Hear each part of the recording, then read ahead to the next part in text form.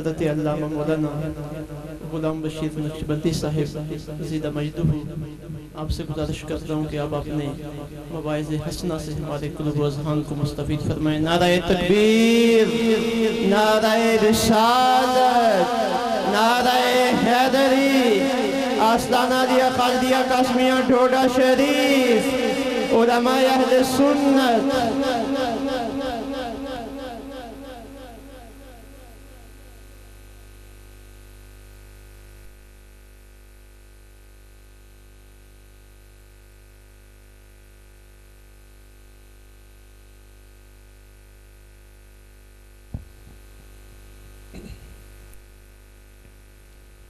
الحمدللہ رب العالمین، الصلاة والسلام علی سید الانبیاء والمرسلین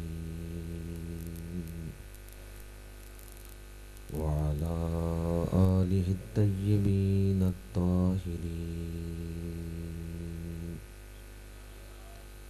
وأصحابه الراشدين المهديين،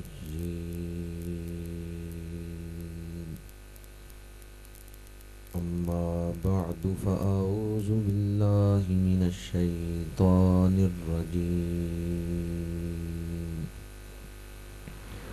بسم الله الرحمن الرحيم. قوا أنفسكم وأهليكم نارا،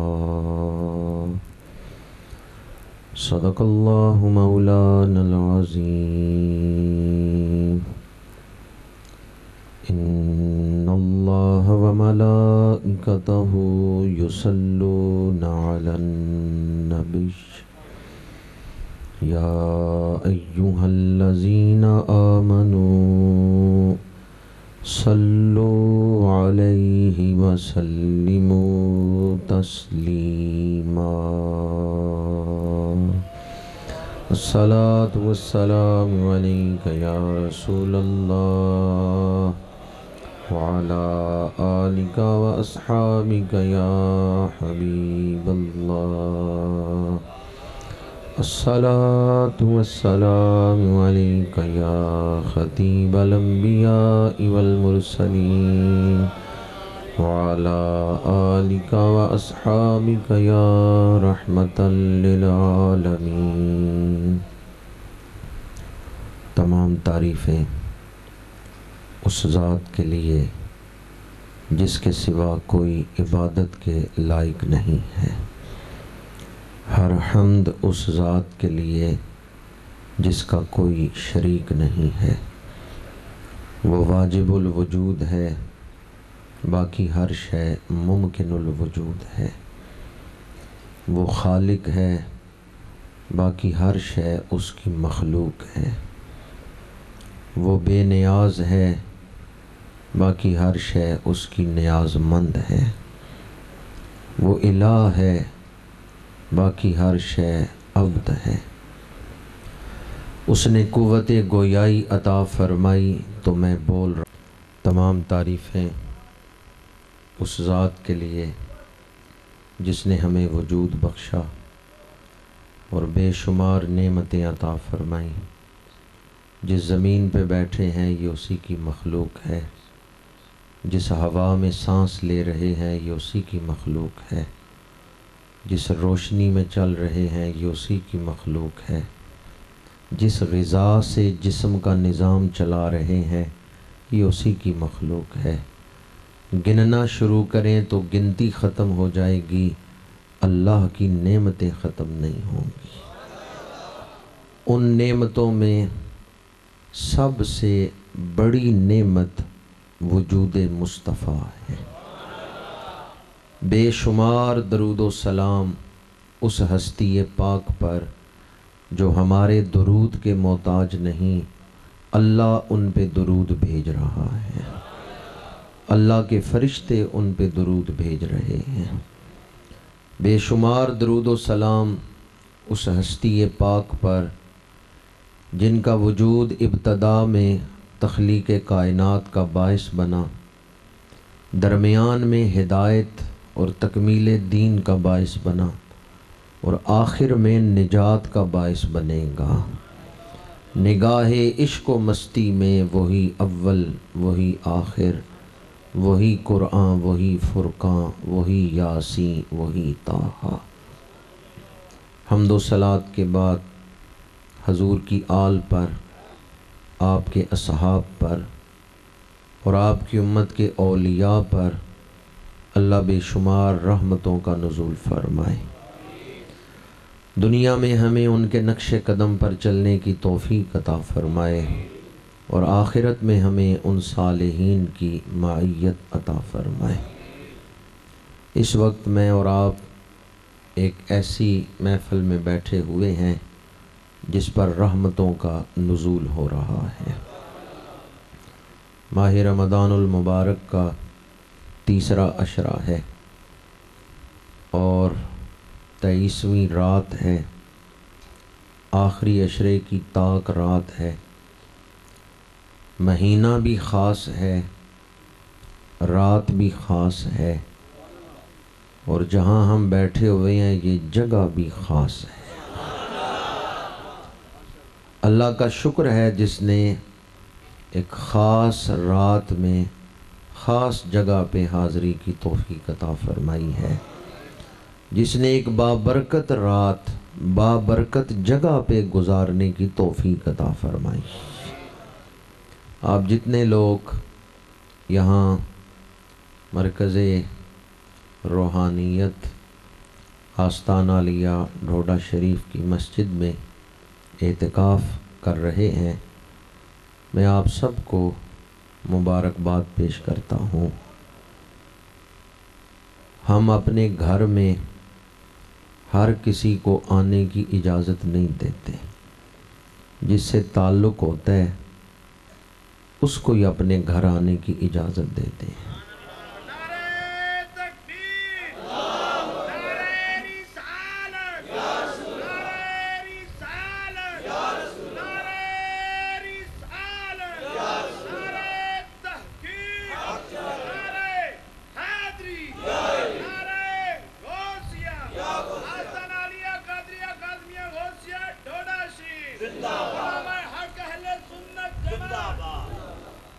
ہم اپنے گھر میں ہر شخص کو داخل ہونے کی اجازت نہیں دیتے، اپنے گھروں میں آنے کی اجازت اسے ہی دیتے ہیں جس سے تعلق ہوتا ہے، اور رات رہنے کی اجازت تو ہر کسی کو نہیں دیتے۔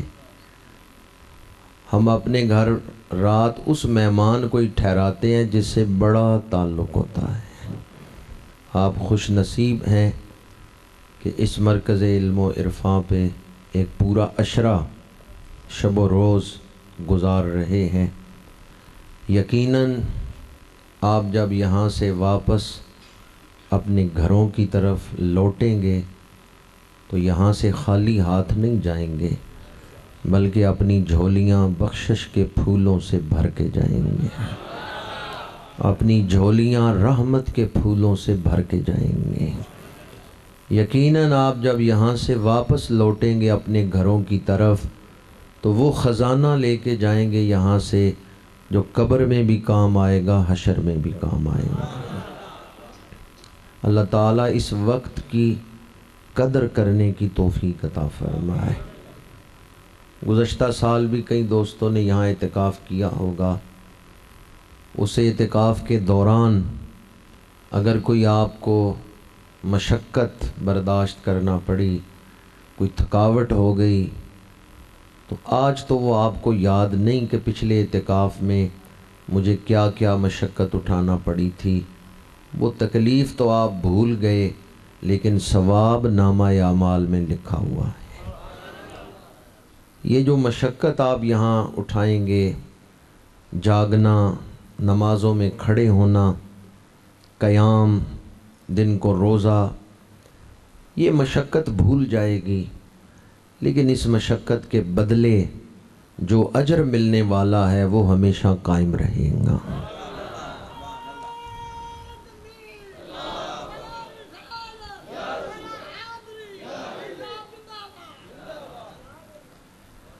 اللہ تعالی شرعی آداب کے ساتھ اعتکاف کی سعادت توفیق عطا فرمائے۔ ہمارے ہاں تو پہلا سبق ہی ادب کا دیا جاتا ہے، کچھ حاصل کرنا ہے تو ادب کو پیش نظر رکھیں، ادب کرنے والا کبھی خالی نہیں رہتا۔ انشاءاللہ جو ادب کرے گا وہی جھولیاں بھر کے جائے گا۔ اس عظیم الشان اجتماعی تربیتی اعتکاف کا انعقاد کرنا، اس کے جملہ انتظامات کرنا یقیناً اس دور کے اندر ایک مشکل کام ہے۔ میں القاسم ٹرسٹ کے تمام اراکین کو، بالخصوص چیئرمین صاحب کو، عاشق رسالت مآب حاجی امانت صاحب کو، دیگر ان کے رفقاء کو ہدیہ تبریک اور خراج تحسین پیش کرتا ہوں، جنہوں نے اپنے مرشد کریم کے پڑھائے ہوئے سبق کو یاد رکھا ہے اور وفا کے درخت کو پانی دے رہے ہیں، نبھا رہے ہیں اپنے مرشد کریم کی لگائی ہوئی ڈیوٹی کو۔ اللہ تعالیٰ القاسم ٹرسٹ کے تمام اراکین کو، منتظمین کو اجر عظیم عطا فرمائے۔ ہم گناہ گار ہیں، بھول جانے والے ہیں، غافل ہو جانے والے ہیں، لیکن اللہ رحمان ہے، رحیم ہے۔ وہ ہمیں ایسے مواقع عطا کرتا ہے کہ اگر ہم ان سے فائدہ اٹھائیں تو ہمارے گزشتہ گناہ معاف کر دیے جاتے ہیں۔ وہ ہمیں بخشش کے موقع عطا کرتا ہے۔ ان میں سے ایک موقع یہ ماہ رمضان المبارک ہے۔ ماہ رمضان اپنے دامن میں بڑی رحمتیں لے کے جلوہ گر ہوا، 2 عشرے گزر گئے، یہ تیسرا عشرہ رمضان شریف کی روحانیت پورے عروج پہ ہوتی ہے، پورے کمال پہ ہے۔ میرے آقا کریم نے ماہ رمضان کے 3 عشروں کی الگ الگ تعریف بیان کی۔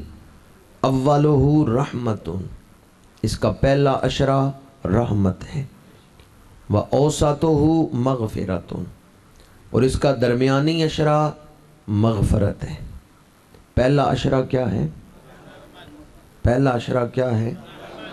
جب اس کی رحمت ہوتی ہے تو کانٹے پھول بن جاتے ہیں، جب اس کی رحمت ہوتی ہے تو بگڑے ہوئے کام سنور جاتے ہیں، جب اس کی رحمت ہوتی ہے تو ڈوبتی ہوئی کشتیاں کنارے لگ جاتی ہیں۔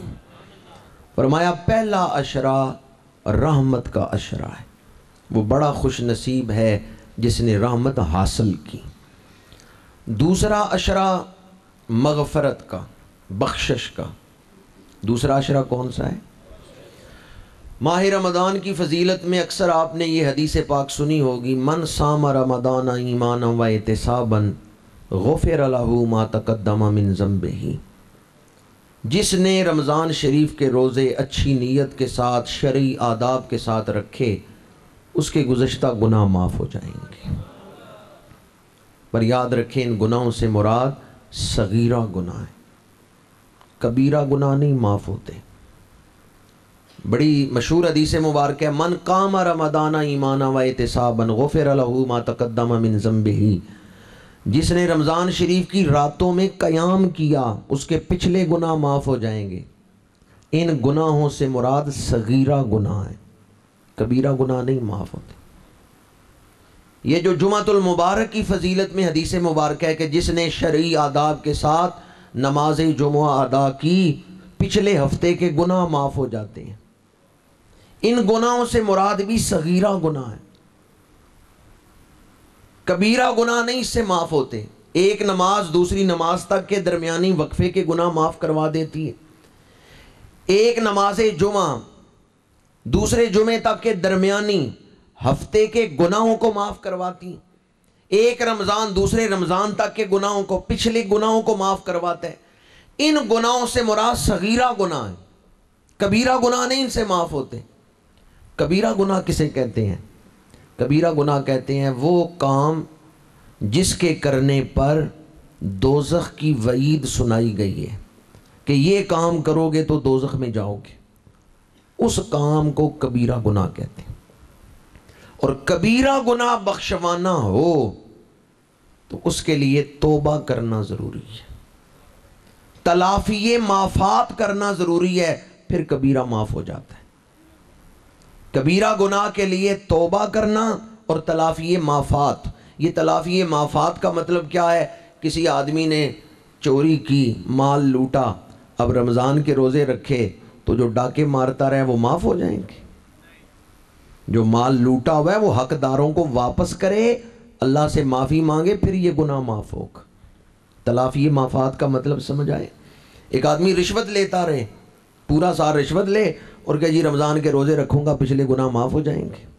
جن سے ناجائز مال لیا تھا ان کو واپس کرے، سچی توبہ کرے، پھر گناہ معاف ہوگا۔ تو کبیرہ گناہ توبہ کرنے اور تلافی معافات کرنے سے معاف ہوتے ہیں۔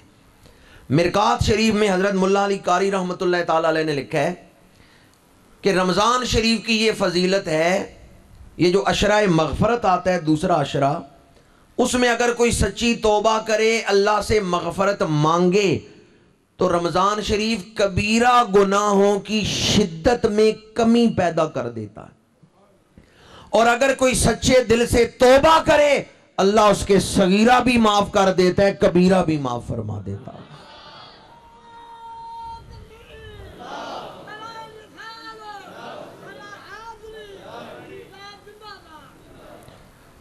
تو میں آپ کی خدمت میں عرض کروں گا، ماہ رمضان المبارک کا تیسرا عشرہ ہے نجات کا عشرہ۔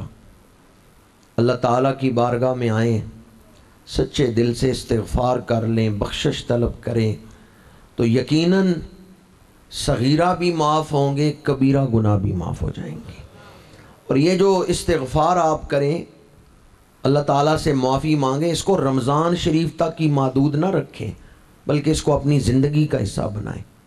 حدیث پاک ہے جو کثرت سے استغفار کرے اللہ تعالیٰ اس کو دنیاوی فوائد بھی عطا کرتا ہے۔ اگر وہ کسی مصیبت میں ہو اللہ اسے مصیبت سے نکال لیتا ہے۔ مسند امام احمد میں حدیث پاک ہے، ابو داؤد شریف میں حدیث پاک ہے، من لازم الاستغفار جعل اللہ له من کل ضیق مخرجا ومن کل ہم فرجا ویرزقہ من حیث لا یحتسب۔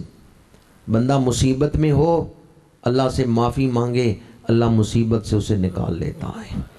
بندہ غم میں ہو اللہ سے معافی مانگے، اللہ اسے خوشی عطا کر دیتا ہے۔ بندہ غریب ہو، تنگ دست ہو، اللہ سے معافی مانگے، استغفار کرے، یرزقہ من حیث لا یحتسب، اللہ وہاں سے اسے رزق عطا کرتا ہے جہاں اس کا گمان بھی نہیں ہوتا۔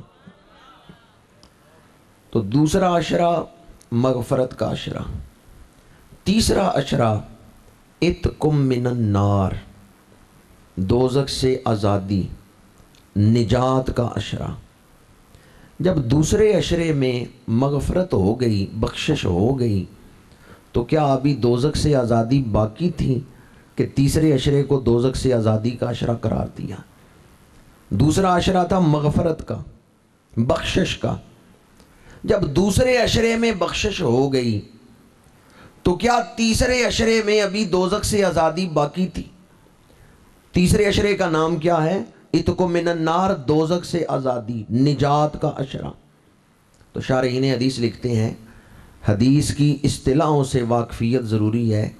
جس حدیث میں آیا کہ یہ کام کرو بخشش ملے گی، مغفرت ملے گی، اس سے مراد یہ ہے پچھلے گناہ معاف ہوں گے۔ اس کام سے پہلے تم نے جو گناہ کیے ہیں وہ گناہ معاف ہوں گے۔ مغفرت کا تعلق پچھلے گناہوں کے ساتھ۔ اگر وہ عمل کیا جس سے مغفرت ملتی ہے، پچھلے گناہ معاف ہوئے، اب اس کے بعد بندے نے پھر کوئی گناہ کیا یا کلمہ کفر بولا، تو آئندہ اعمال جو ہیں ان کو یہ مغفرت کا لفظ شامل نہیں ہے۔ مغفرت کا تعلق اس وقت تک جو گناہ ہوئے وہ معاف ہوئے، لیکن تیسرے عشرے کا تعلق آئندہ زندگی کے ساتھ ہے. اتقم من النار، جو بندہ تیسرے عشرے میں یکسوئی سے عبادت کرے گا اسے مرتے دم کلمہ نصیب ہوگا. ایمان پر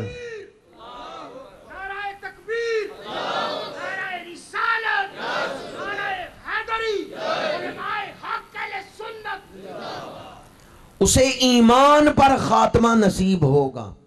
دوزخ سے آزاد وہی ہوگا جو دنیا سے ایمان لے کے جائے. دوسرے عشرے کا تعلق پچھلی زندگی کے گناہوں کے ساتھ ہے.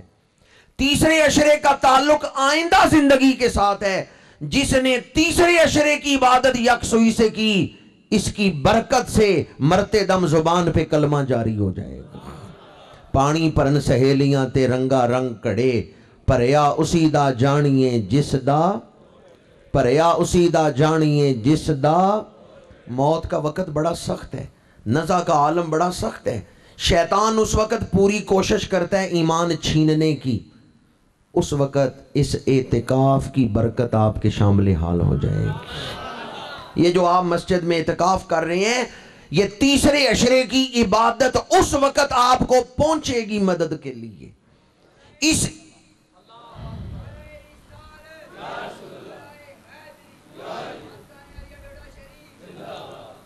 بعض گناہ ایسے ہیں جن کی نوست موت کے وقت ظاہر ہوتی ہے، ایمان سلب ہو جاتا ہے. بعض نیکیاں ایسی ہیں جن کی برکت موت کے وقت ظاہر ہوتی ہے، ایمان نصیب ہو جاتا. اس اعتکاف تیسرے عشرے کی عبادت کی برکت نزا کے عالم میں ظاہر ہوتی ہے، زبان پہ کلمہ جاری ہو جاتا ہے. اس لیے تیسرے عشرے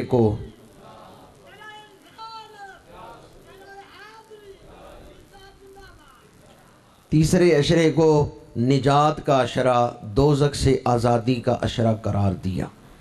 وہ آدمی بڑا خوش نصیب ہے جو دنیا سے ایمان لے کے گیا. بڑا بھی گناہگار ہو بالآخر دوزخ سے رہائی پا جائے گا.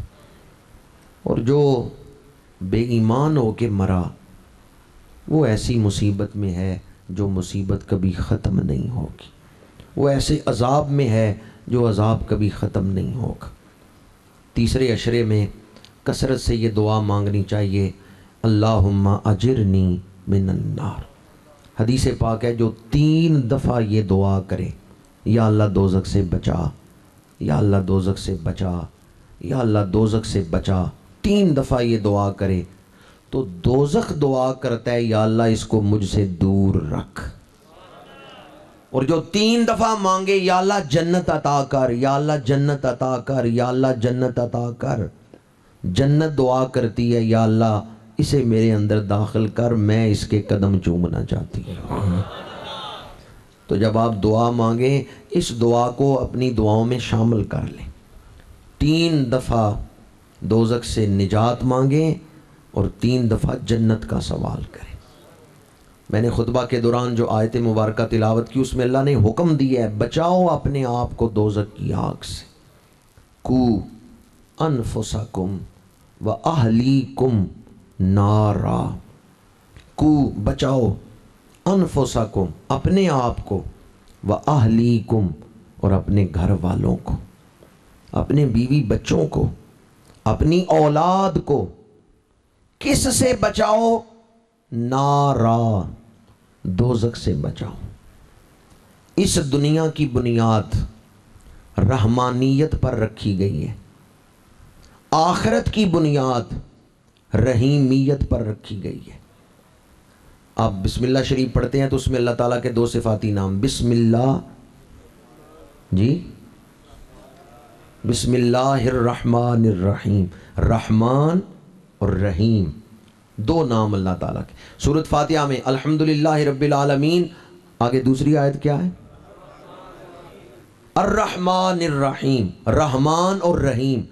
ان دونوں میں فرق کیا ہے؟ ان دونوں لفظوں میں دنیا کی بنیاد جس میں اس وقت ہم بیٹھے ہوئے ہیں رحمانیت پر ہے، آخرت کی بنیاد رحیمیت پر ہے. رحمانیت کیا ہے؟ کوئی اللہ کو مانتا ہے، اللہ کو نہیں مانتا، اللہ سب کو رزق دے رہا ہے. کوئی اللہ کو مانتا ہے، اللہ کو نہیں مانتا، اللہ سب کو اولاد دے رہا ہے۔ کافروں کے گھر بھی نعمتیں ہیں یا نہیں ہیں؟ اولاد ہے، دولت ہے، سورج کی روشنی سے وہ بھی فائدہ اٹھا رہے ہیں، زمین پہ وہ بھی زندگی گزار رہے ہیں۔ رحمانیت یہ ہے کہ کوئی اللہ کا دوست ہے یا دشمن ہے، اللہ سب کو رزق دے رہے ہیں۔ اس دنیا کی بنیاد رحمانیت پر ہے، پر آخرت کی بنیاد رحیمیت پر ہے۔ آخرت میں نعمت صرف اس کو ملے گی جو ایمان والا ہے۔ جو ایمان لے کے آخرت میں داخل نہیں ہوا وہ مبتلا عذاب ہے، اس کے لیے جہنم ہے، اس کے لیے دوزخ ہے۔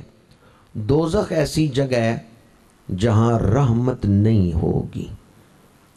اب ذرا تصور کریں، جہاں صرف عذاب ہے، رحمت نہیں، وہاں حال کیا ہوگا؟ جہاں اللہ رحمت نہیں کرے گا وہاں حال کیا ہوگا؟ جہاں صرف قہر ہے، جبر ہے، عذاب ہے، رحمت نہیں، جو لوگ اس جگہ پہ جائیں جہاں اللہ کی رحمت نہیں ہوگی، صرف قہر ہوگا، ان لوگوں کی حالت کیا ہوگی؟ ہم نے اپنے آپ کو وہاں جانے سے روکنا ہے جہاں رحمت نہیں۔ ہمارے قدم اس طرف نہ اٹھیں جہاں اللہ کی رحمت نہیں، جہاں صرف قہر ہے۔ اپنے آپ کو بھی بچانا ہے اور اپنی اولاد کو بھی۔ یہ قرآن نے حکم دیا، قو انفسکم واہلیکم نارا۔ اگر میرا ایک جملہ دل کے کانوں سے سن لیں تو آج میرے بیان کرنے کا مقصد پورا ہو جائے گا، ورنہ تقریر میں حدیثیں تو میں آپ کو کئی سناؤں گا، لیکن ان سب کا محور ایک جملہ آپ کو سنا رہا ہوں جو پیغام ہے۔ جس دور میں ہم زندگی گزار رہے ہیں نا، تاریخ تصوف پڑھ کے دیکھیں، کئی اولیاء اہل علم اللہ سے پناہ مانگتے تھے، یا اللہ اس دور سے بچانا۔ جس دور میں ہم پیدا ہوئے ہیں، اس دور سے بچنے کی اولیاء دعائیں مانگتے تھے، یا اللہ فتنوں کے اس دور سے بچانا جس میں یہ ہوگا، جس میں یہ ہوگا، جس میں یہ ہوگا۔ جس دور میں آپ لوگ زندگی گزار رہے ہیں، جس دور میں ہم پیدا ہوئے ہیں، اس دور سے بچنے کی تو اولیاء دعائیں مانگتے تھے۔ فتنوں کی آندھیاں چل رہی ہیں، فتنوں کے طوفان چل رہے ہیں۔ اب صرف احتیاط نہیں، بڑی احتیاط کی ضرورت۔ وہی بچے گا جس کے دل میں فکر آخرت ہوگی، وہی بچے گا جو بچنے کے لیے کوشش کرے گا، وہی بچے گا جو اپنے آپ کو بچائے گا، کوشش کرے گا، محنت کرے گا، مجاہدہ کرے گا۔ اور جو پرواہ نہیں کرے گا، جو کہ خیر ہے، وہ شیطان کے ہاتھوں میں کھیلتا رہے گا۔ دین کے معاملے میں سنجیدگی کی ضرورت ہے۔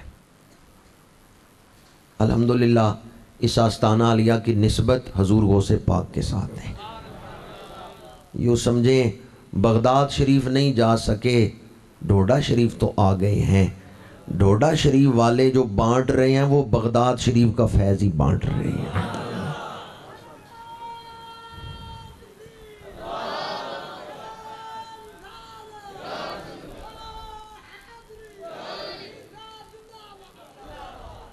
وہ جو سنجیدگی کی میں بات کر رہا تھا، اس پر حضور غوث اعظم کا فرمان آپ کو سنانا چاہتا ہوں۔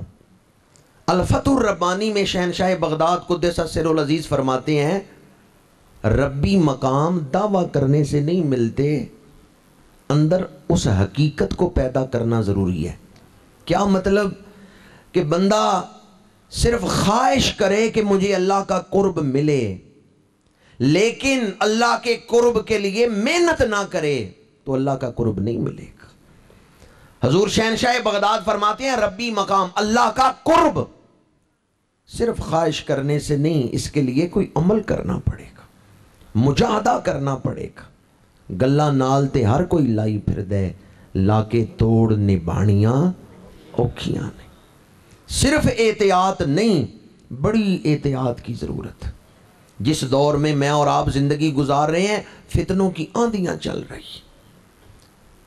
اس امت کی پہچان تھی فکر آخرت، لیکن آج جس امت کی پہچان فکر آخرت تھی، آج وہی امت دنیا میں مصروف ہے اور دنیا حاصل کرنے کو ہی سب کچھ سمجھتی ہے۔ شناختی کارڈ پہ ایک علامت لکھی ہوتی ہے، جو بندہ شناختی کارڈ دکھائے نا، شناختی کارڈ چیک کرنے والا اس علامت کو دیکھتا ہے اور پھر اس بندے میں اس علامت کو بھی چیک کرتا ہے، اگر وہ علامت ہو تو پھر شناختی کارڈ اسی کا ہے۔ اس امت کی ایک پہچان، آخری امت کی ایک پہچان تھی کہ یہ امت آخرت سے محبت کرتی ہے، دنیا پر آخرت کو ترجیح دیتی ہے۔ جنہوں نے دوسروں کو دوزخ سے بچانا تھا وہ خود دوزخ کی طرف چل پڑے۔ ہم نے تو یہودیوں تک، عیسائیوں تک، ہندوؤں تک، غیر مسلموں تک فکر آخرت کا پیغام پہنچانا تھا۔ مشکل بات نہیں کرنا چاہتا، آسان آسان مثالیں آپ کے سامنے عرض کرنا چاہتا ہوں۔ آئے مبارکہ کا ترجمہ اور پھر احالیکم کی تشریح آپ کی خدمت میں عرض کروں گا۔ خانقاہی زندگی سے ایک حوالہ آپ کے سامنے بیان کر رہا ہوں۔ آپ نے سنا ہوگا حضرت پیر بلے شاہ صاحب قصوری رحمۃ اللہ تعالیٰ علیہ حضور غوث پاک کی اولاد میں سے ہیں، حسنی گیلانی سید ہیں، شہنشاہ بغداد کی اولاد میں سے ہیں، بہت بڑے عالم بھی تھے۔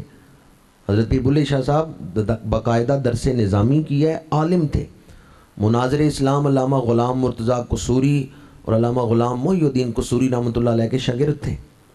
مرشد کی تلاش میں نکلے، ذکر سنا تھا حضرت شاہ عنایت قادری رحمۃ اللہ تعالیٰ علیہ کا۔ وہ ارائی برادری سے تعلق رکھتے تھے، باغ میں کام کر رہے تھے، باغ کے کنارے آم کے درخت لگے ہوئے ہیں، ان پر پھر لگا ہوا تھا، کیاریوں میں وہ کام کر رہے تھے۔ پھر بلے شاہ صاحب رحمۃ اللہ تعالیٰ علیہ تشریف لے گئے، دیکھا حضرت شاہ عنایت قادری رحمۃ اللہ تعالیٰ علیہ کو، تو سوچا جیسے آج کل ہم بھی کہتے ہیں کہ پانی پیو پون کے تے مرشد پھڑو چون کے۔ پھر بلے شاہ صاحب قصوری کہتے ہیں نظر تو کامل ہی آتے ہیں کہ ہیں اللہ والے، پر چلو ذرا چیک کر لوں، چونکہ عالم بھی تھے اور بزرگوں کی اولاد بھی تھے پیر بلے شاہ صاحب، اس لیے کئی وظائف کے تو خود عامل تھے وہ۔ انہوں نے آم کے درخت سے دور کھڑے ہو کر دل کی توجہ ڈالی، درخت پر پھل گرنے لگا، آم خود بخود گرنے لگے۔ حضرت شاہ عنایت قادری کیاریوں میں کام کر رہے تھے، کھڑے ہوئے دیکھا درختوں سے آم گرنے لگ گئے ہیں، دیکھا باغ کے باہر ایک جوان کھڑا ہے، درختوں کی طرف دیکھ رہا ہے، تو حضرت شاہ عنایت قادری نے فرمایا جوانا کی پیا کرنا ہے؟ کہا حضور میں کیا کر رہا ہوں، میں تو آرام سے کھڑا ہوں۔ کہا اسی انے ہاں، یعنی ہمیں نہیں نظر آ رہا کہ تو فلاں وظیفہ پڑھ کے تو آم سے درخت سے پھل گرا رہے۔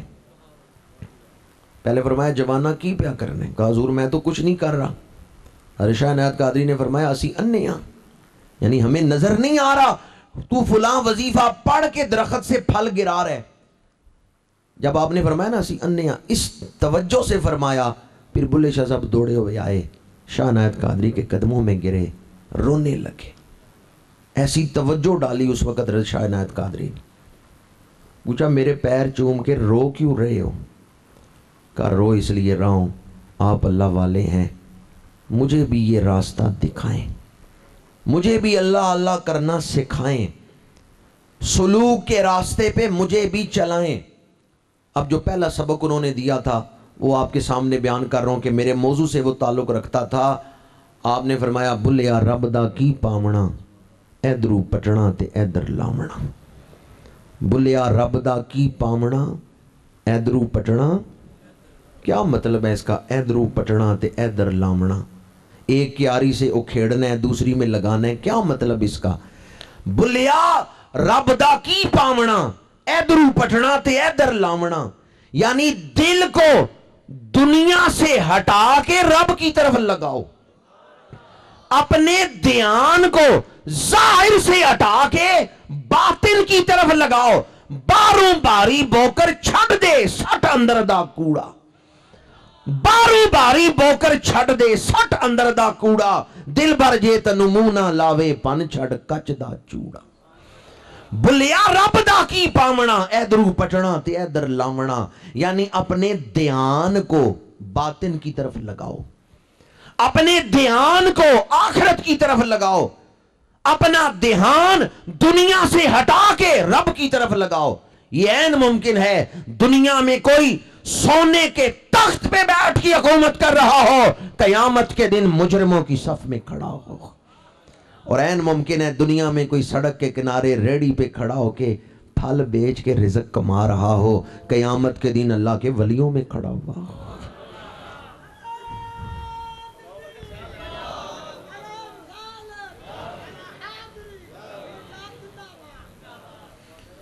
फिक्र आखरत, ये माह रमज़ान की जितनी भी मशक्क़त है, रोज़ा तरावी, इसका भी एक बहुत बड़ा मकसद यही है।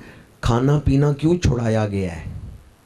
खाना पीना इसलिए छुड़ाया गया है, 11 महीने कमाना और खाना, कमाना और खाना। बंदा समझता है मैं दुनिया में आए इसलिए हूँ कि कमाओ और खाओ। खाना पीना छुड़ाया गया है रमज़ान में। खाना पीना छोड़ो, अपनी ज़िंदगी के असल मकसद की तरफ ध्यान करो। खाना पीना ज़िंदगी की ज़रूरत है, ज़िंदगी का मकसद नहीं। लिबास ज़िंदगी की ज़रूरत है, ज़िंदगी का मकसद नहीं। वो जो मकसद है उसकी तरफ ध्यान करो कि अल्लाह ने तुम्हें वजूद क्यों बख्शा है। अगर सिर्फ खाना पीना अफ़ज़ाइश नस्ल यही मकसद होता, अल्लाह में इंसान न बनाता। ये गाय भैंस भी काम करती हैं, दीगर जानवर भी ये काम करते हैं, खाते भी हैं पीते भी हैं, ज़िंदगी कुछ अरसा वो भी दुनिया में रहते हैं। अगर यही खाना पीना सोना ही ज़िंदगी का मकसद होता, अल्लाह में शऊर ना अता करता। अल्लाह करीम ने हमें जो नेमतें अता की, इसका मतलब है उसने किसी ख़ास मकसद के लिए हमें पैदा फरमाया है। लक़द ख़लक़नल इंसान फ़ी अहसनि तक़वीम। तो माह रमज़ान में जो खाना पीना छुड़ा के इबादत में लगाया गया, इसलिए दुनिया से कुछ तवज्जो हटाओ, अपने रब की तरफ तवज्जो लगाओ। बिलखसूस आप लोग जो एतिकाफ़ में बैठे हैं, एतिकाफ़ का तो बहुत बड़ा मकसद ही ये है अपने आप को अल्लाह से, अल्लाह के ज़िक्र से मानूस करना, अपने आप को अल्लाह के ज़िक्र से मानूस करना। जब आप एतिकाफ़ से उठें, दिल में इतना तो उन्स पैदा हो चुका हो अल्लाह के ज़िक्र का, आपके मैं अगले साल आके यहाँ इत्काफ नहीं बैठूंगा, मैं तो हर महीने कम से कम एक रात आके यहाँ दरबार पे गुजारा करूँगा। इतना उन्स तो इबादत का पैदा हो जाए, इतना शौक तो इबादत का इत्काफ से पैदा हो जाए कि अगले साल रमज़ान का इंतज़ार ना करें कि रमज़ान आएगा तो फिर मैं इत्काफ बैठूंगा। नहीं, ऐसा शौक दिल में पैदा हो चुका हो इबादत का, आपके ज़्यादा नहीं तो कम से कम महीने में एक रात मैं ज़रूर यहाँ दरबार पे आके गुजारूँगा। शौक़ पैदा हो जाए इत्काफ़ बैठने का, यकसुई आ जाए अल्लाह की इबादत में। ये मकसद है इत्काफ़ का कि दिल फना हो जाने वाली चीज़ों से हटा के अपनी मंजिल की तरफ ध्यान करना।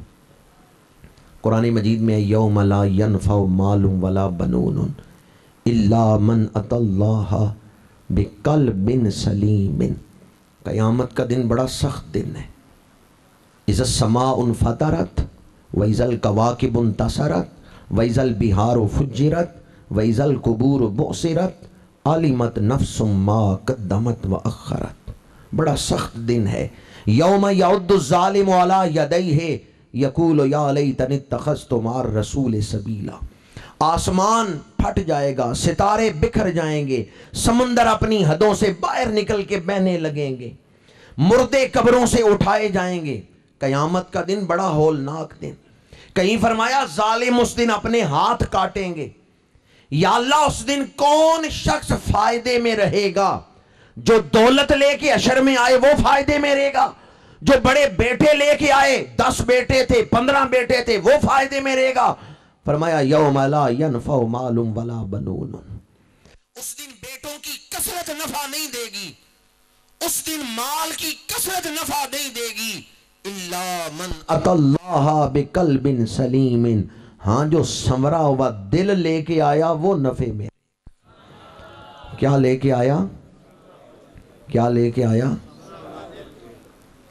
بازار جائیں نا کپڑے والی دکان پہ تو دو قسم کے کپڑے، آپ دکاندار سے کہتے ہیں کہ اچھے قسم کا کپڑا دکھاؤ، وہ ایک تھان نہیں دکھاتا، کئی تھان کھول کے یہ دیکھو یہ دیکھو یہ دیکھو، آپ قیمت پوچھتے ہیں وہ کہتا ہے یہ 1000 روپے میٹر ہے، یہ 100 روپیہ میٹر ہے۔ اب آپ مجھے بتائیں 1000 روپے میٹر اور 100 روپے میٹر دونوں کی کوالٹی ایک جیسی ہوگی؟ مفسرین کہتے ہیں بازار میں جاؤ، چیزوں کی دو قسمیں ہیں، اعلیٰ قسم، گھٹیا قسم، قیمتی اور معمولی، دو قسمیں چیزوں کی آپ کو بازار میں ملیں گی۔ جس طرح چیزوں کی دو قسمیں ہیں اعلیٰ اور گھٹیا، انسانوں کی بھی دو قسمیں ہیں، اعلیٰ انسان اور گھٹیا انسان۔ جب فرمایا صراط الذین انعمت علیہم تو اعلیٰ انسانوں کا ذکر ہے، اور جب فرمایا غیر المغضوب علیہم ولا الضالین گھٹیا انسانوں کا ذکر ہے۔ دنیا میں تو سارے مل کے ہی ایک ہی معاشرے میں رہ رہے ہیں، پر حشر کے میدان میں حکم ہوگا وَامْتَازُوا الْيَوْمَ أَيُّهَا الْمُجْرِمُونَ۔ آج گھٹیا اور اعلیٰ سارے اکٹھے نہیں کھڑے ہوں گے، آج انعام یافتہ اور مغضوب سارے اکٹھے نہیں ہوں گے۔ وَامْتَازُوا الْيَوْمَ أَيُّهَا الْمُجْرِمُونَ، اے مجرموں تمہاری صفیں الگ، آج الگ ہو کے کھڑے ہو جاؤ، اس دن صالحین الگ ہوں گے، مجرم الگ کھڑے ہوں گے۔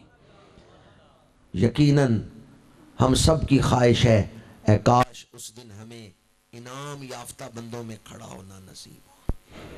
تو پھر ایک کام کرنا، بگڑا ہوا دل لے کے دنیا سے نہ جانا، سنورا ہوا دل لے کے جانا، چونکہ قرآن نے کہا الا من اتی اللہ بقلب سلیم۔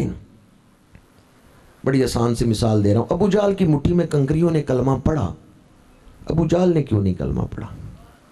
کس چیز نے روکا ہے؟ بگڑا ہوا دل۔ جس کی مٹھی میں کنکریاں کلمہ پڑھ رہی ہیں وہ خود کیوں نہیں کلمہ پڑھ رہا؟ دل بگڑ چکا ہے، دل اندھا ہو چکا ہے۔ قرآن مجید میں ہے فَإِنَّهَا لَا تَعْمَى الْأَبْصَارُ وَلَكِنْ تَعْمَى الْقُلُوبُ الَّتِي فِي الصُّدُورِ۔ لوگوں کی آنکھیں اندھی نہیں ہوتی، دل بھی اندھے ہوتے ہیں۔ نمرود نے دیکھا آگ ٹھنڈی ہو گئی، حضرت ابراہیم کا ایک بال بھی نہیں جلا سکی، نمرود کو چاہیے تھا کلمہ پڑھ لیتا، کیوں نہیں کلمہ پڑھا؟ دل اندھا ہو چکا ہے، دل بگڑ چکا ہے۔ فرعون نے دیکھا حضرت موسیٰ علیہ السلام نے دریا پہ عصا مارا ہے، پانی رک گیا ہے، بہتا ہوا پانی رک گیا ہے، دریا کے اندر راستہ بن گیا، اور حضرت موسیٰ اپنی قوم کو لے کے دریا پار کر رہے ہیں۔ فرعون نے یہ معجزہ دیکھا، چاہیے تھا کلمہ پڑھ لیتا۔ لکڑی کا عصا دوڑتا ہوا سانپ بن گیا ہے، فرعون نے یہ معجزہ دیکھا، چاہیے تھا کلمہ پڑھ لیتا۔ کیوں نہیں کلمہ پڑھ رہا؟ دل اندھا ہو چکا ہے، دل بگڑ چکا ہے۔ جب دل اندھا ہو جائے وہ نشانی سامنے دیکھ کے بھی حق کو قبول نہیں کرتا۔ فرعون کا وہ بگڑا ہوا دل، ابو جہل کا بگڑا ہوا دل، نمرود کا اندھا دل، جو حق کو دیکھ کے بھی حق قبول نہیں کرتا تھا، وہ دل کا اندھا پن جس نے معجزات دیکھ کے بھی حق کے آگے سر نہیں جھکایا۔ آج ہمارے اندر وہ دل کا اندھا پن تو نہیں ہے، الحمدللہ ہم سارے مومن ہیں، اہل ایمان ہیں، لیکن غفلت کا اندھیرا ہمارے دلوں پہ چھایا ہے۔ اگر کوئی اذان کی آواز سنے اور مسجد میں نماز کے لیے نہ آئے، سمجھے میرے دل پہ غفلت کا اندھیرا چھایا ہوا ہے۔ اگر کوئی مردے کو قبر میں اتارے اور خود توبہ نہ کرے، بعض جگہوں پہ یہ منظر دیکھنے پہ آتا ہے، نماز جنازہ پڑھنے کے لیے لوگ آئے، میت ابھی تک نہیں لائی، صفیں بن رہی ہیں نماز جنازہ کے لیے، دنیا کی باتیں کر رہے ہیں۔ آئے ہیں نماز جنازہ پڑھنے، باتیں دنیا کی کر رہے ہیں۔ یہ دلیل ہے اس بات کی ان کے دل سیاہ ہو چکے ہیں، دل بگڑے ہوئے ہیں۔ ورنہ اگر دل سنورا ہوا ہوتا تو قبرستان میں جا کے گپ شپ نہ لگاتا۔ قرآن نے کہا قیامت کے دن وہ شخص بخشا جائے گا، وہ نفع میں ہوگا، الا من اتی اللہ بقلب سلیم۔ اب میں آپ سے پوچھتا ہوں، بگڑے ہوئے دل کو بگڑا ہوا رہنے دینا چاہیے یا سنوارنا چاہیے؟ بس جب بگڑے ہوئے دل کو سنوارنے کی کوشش کریں گے، اس عمل سے گزریں گے، کہ بگڑے ہوئے دل کو آپ سنوار رہے ہیں، اس عمل کو کہتے ہیں تزکیہ نفس، اس عمل کو کہتے ہیں مجاہدہ۔ اور اس کے لیے تاریخ اسلام اٹھا کے دیکھیں، جو مراکز ہیں وہ یہ خانقاہیں ہیں، یہ دلوں کے روحانی طبیب ہیں جو اس آستانے پہ بیٹھے ہوئے ہیں۔ یہ حضرت گل پیر کون ہیں؟ یہ حضرت خواجہ پیر محمد شفیع کون ہیں؟ یہ دلوں کے طبیب ہیں۔ ان کی صحبت دلوں کی کیفیت کو بدل دیتی ہے، یہ دلوں کو سنوارنے والی ہستیاں ہیں۔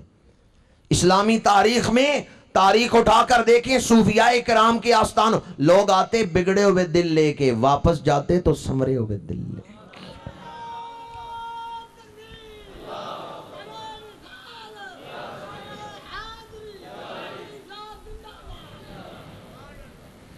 میں نے آپ کے سامنے اب تک جو گفتگو کا پیغام عرض کیا ہے وہ یہی ہے، دنیا کی بنیاد رحمانیت پہ ہے، آخرت کی رحیمیت پہ ہے۔ دنیا میں تو اللہ نہ ماننے والوں کو بھی دے رہا ہے، کافروں کو بھی دے رہا ہے نعمتیں، آخرت میں صرف انہیں دے گا جو ایمان لے کے آئے، سنورا ہوا دل لے کے آئے۔ اپنے آپ کو وہاں جانے سے روکنا ہے جہاں صرف کہر ہے، جہاں رحمت نہیں۔ اپنے دل کو سنوار کے آخرت میں داخل ہوں، خیر ہی خیر ہے۔ بگڑا ہوا دل لے کے قبر میں گئے تو دل میں جتنا بگاڑ ہوگا اتنا ہی عذاب ہے۔ آمدم برسر مطلب اپنے موضوع پر آ رہا ہوں۔ جو آیت میں نے پڑھی، قرآن نے کہا بچاؤ اپنے آپ کو اس آگ سے جو آگ آخرت میں دلوں کو جلائے گی۔ کو انفسکم، اپنے آپ کو بچاؤ۔ اور صرف اپنے آپ کو بچانے کی ذمہ داری نہیں دی، فرمایا اہلیکم، اپنی اولاد کو بھی بچاؤ۔ میرے آقا کریم کی حدیث مبارکہ ہے، ہر گھر کا سربراہ ذمہ دار ہے اپنے گھر میں رہنے والوں کا۔ اگر گھر کے اندر گناہ ہوتا ہے تو جو گھر کا سربراہ ہے اس سے پوچھا جائے گا کہ تیری اولاد نماز نہیں تھی پڑھتی، تو نے نوٹس کیوں نہیں لیا؟ اپنی ذمہ داری محسوس کریں۔ یہ ممبر اسی لیے بچھایا گیا ہے، یہ کرسی اسی لیے یہاں رکھی گئی ہے کہ جو بھی یہاں آئے وہ تبلیغ میں آپ کو بتائے موت کے بعد کن مرحلوں سے گزرنا ہے۔ ہمارے آقا کریم ہمیں ممبر اسی لیے دے کے گئے کہ ممبر پہ بیٹھ کے قرآن اور حدیث سنایا جائے، موت کے بعد جن مرحلوں سے گزرنا ہے آج ان کی تیاری کر لیں۔ احساس ذمہ داری، ذمہ داری کا احساس نہ ہو تو معاشرہ بگڑ جاتا ہے۔ اگر ہر سربراہ احساس پیدا کر لے ذمہ داری کا تو گھر سنور سکتا ہے۔ میرے آقا کریم نے فرمایا اپنی اولادوں کو 3 چیزیں سکھاؤ، میری محبت سکھاؤ، قرآن کی محبت سکھاؤ، میری آل کی محبت سکھاؤ۔ اور کس کو حکم دیا کہ سکھاؤ قرآن، سکھاؤ میری محبت، سکھاؤ میری آل کی محبت؟ کس کو حکم دیا؟ فرمایا اپنی اولاد کو سکھاؤ، مطلب ہے والدین کو حکم دیے۔ کس کو حکم دیے؟ ہم کہتے ہیں بچہ بھی چھوٹا ہے، بڑا ہوگا، اسکول جائے گا تو استاد تربیت کر دیں گے، یا مسجد جائے گا جمعہ پڑھنے مولوی صاحب تربیت کر دیں گے، قرآن پڑھنے جائے گا قاری صاحب تربیت کر دیں گے، کہیں بیعت ہوگا مرشد تربیت کر دیں گے۔ بھی یاد رکھیں مرشدوں یا استادوں کی ذمہ داری ہے، وہ تربیت کریں گے، پر ان کی ذمہ داری بعد میں ہے۔ حضور نے سب سے پہلے ماں باپ کی ذمہ داری لگائی۔ سب سے پہلے حضور نے فرمایا ہے اپنی اولاد کو 3 چیزیں سکھاؤ۔ تو جب فرمایا نا اپنی اولاد کو، ادبو اولادکم، اپنی اولاد کو یہ ادب سکھاؤ، تو ذمہ داری والدین کی لگائی۔ آپ یہ نہ سوچیں کہ قاری صاحب تربیت کریں گے، استاد تربیت کریں گے، مرشد تربیت کریں گے۔ سب سے پہلے اپنی ذمہ داری محسوس کریں کہ میں نے اپنی اولاد کی تربیت کرنی ہے۔ جو تربیت کی عمر ہوتی ہے اس میں تو ہم تربیت کرتے نہیں۔ جب ذہن پختہ ہو جاتا ہے اس وقت ہم تویز مانگتے ہیں، بھی تویز دیں، بچہ بگڑ گیا ہے۔ میرے آقا کریم نے اس عمر کے اندر تربیت کرنے کا حکم دیا ہے۔ بچہ کتنے سال کا ہو جائے تو کانوں میں اذان دیتے ہیں؟ جی جی ماشاءاللہ، ایک ہی جواب ہر طرف سے ہے، جس دن پیدا ہوتا ہے اسی دن اذان۔ آکسفورڈ یونیورسٹی برطانیہ میں ایک عیسائی عورت نے اس پر پی ایچ ڈی کی ہے کہ مسلمان پہلے دن بچے کی کان میں اذان کیوں کہتے ہیں، بچے کے کانوں میں پہلے دن اذان کیوں دیتے ہیں؟ اس نے کہا لا شعور میں اللہ کا نام نقش ہو جاتا ہے۔ مسلمان اپنی اولاد کی تربیت میں ایک دن بھی ضائع نہیں کرتے۔ یہ اس غیر مسلم عورت نے لکھا ہے پی ایچ ڈی کے مقالے میں۔ اس نے کہا مسلمان اپنی اولاد کی تربیت میں ایک دن بھی ضائع نہیں کرتے، جس دن بچہ پیدا ہوتا ہے اسی دن اس کے کان میں آواز ڈال دیتے ہیں، اللہ اکبر اللہ اکبر۔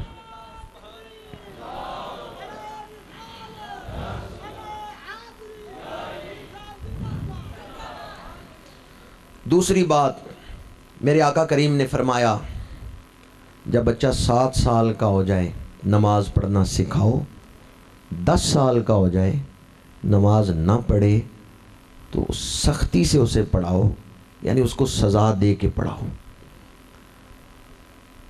کس عمر میں فرمایا نماز سکھاؤ؟ یہ جو 7 سے 10 سال کی عمر ہے ذہن سازی کی عمر ہے، ذہن بننے کی عمر ہے۔ اس دور میں تو ہم اولاد کو سکھاتے نہیں۔ بچہ ہو گیا 18-20 سال کا، جوان ہو گیا، اب وہ بگڑ گیا تو ہم کہتے ہیں کسی طرح اس کی تربیت کریں۔ بھئی جب عمر تھی اس وقت ہم نے کیوں نہیں تربیت کی؟ جو وقت تھا تربیت کا اس وقت ہم نے کیوں نہیں تربیت کی؟ اس کا یہ مطلب نہیں کہ اگر بچہ بڑا ہو گیا جوان ہو گیا تو اب تربیت نہ کریں۔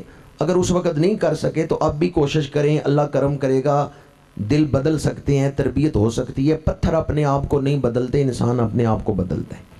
لیکن میں آپ کی خدمت میں عرض کر رہا ہوں وقت جو ہے تربیت کا، کہ اگر بچپن سے ہی تربیت کریں گے تو پھر بچہ جب جوان ہوگا آپ کے لیے آسانی ہوگی۔ اگر پہلے تربیت نہیں کی، بچہ غلط سوسائٹی میں جوان ہو گیا، اب آپ کو محنت زیادہ کرنی پڑے گی۔ میرے آقا کریم صلی اللہ علیہ وآلہ وسلم نے تربیت کے حوالے سے اس عمر کے اندر ہی جو ذہن بننے کی عمر ہے۔ اب ذہن کیسے بنتے ہیں اس پر بھی میں ایک دور حاضر کے حوالے سے مثال عرض کر رہا ہوں۔ ذہن کیسے بنتے ہیں؟ ہمارے ہاں آج کل ایسا ہوتا ہے بچہ اسکول نہیں نہ جاتا تو ماں کہتی ہے پڑھ، محنت کر، نمبر لینا میٹرک میں، پھر ایف اے میں، پھر فلاں ڈگری حاصل کرنا، نوکری اچھی ملے گی، پیسے کماؤ گے، کوئی اچھے افسر بنو گے تو عزت ہوگی، ورنہ تمہارے چچا کے جو بیٹے ہیں یا تائی کے جو پتر ہیں وہ آگے نکل جائیں گے، تم پیچھے رہ جاؤ گے۔ آج کل والدین اس طرح نصیحت کرتے ہیں۔ اس نصیحت میں انہوں نے اولاد کا ذہن کیا بنایا ہے؟ ان کا محنت کرو، نمبر اچھے لو تاکہ ملازمت اچھی ملے، تو دنیا داری کا ذہن بنا دیا۔ تمہارے چاچے کے بیٹے آگے نکل جائیں گے، محنت کرو، تم نے ان سے بڑا مقام حاصل کرنا ہے، رقابت پیدا کر دی۔ پہلے جو مائیں تھیں نا وہ پتہ ہے کس طرح تربیت کرتی تھی؟ بیٹا نماز پڑھو، نہیں پڑھو گے تو اللہ ناراض ہوگا، آخرت برباد ہوگی۔ چونکہ نصیحت میں اللہ کا ذکر ہوتا تھا، نصیحت میں اثر ہوتا تھا۔ آج کل ہم نے نصیحت میں سے اللہ کو نکال دیا ہے۔ آج کل ہم نے نصیحت میں صرف دنیا داری کو رکھا ہے۔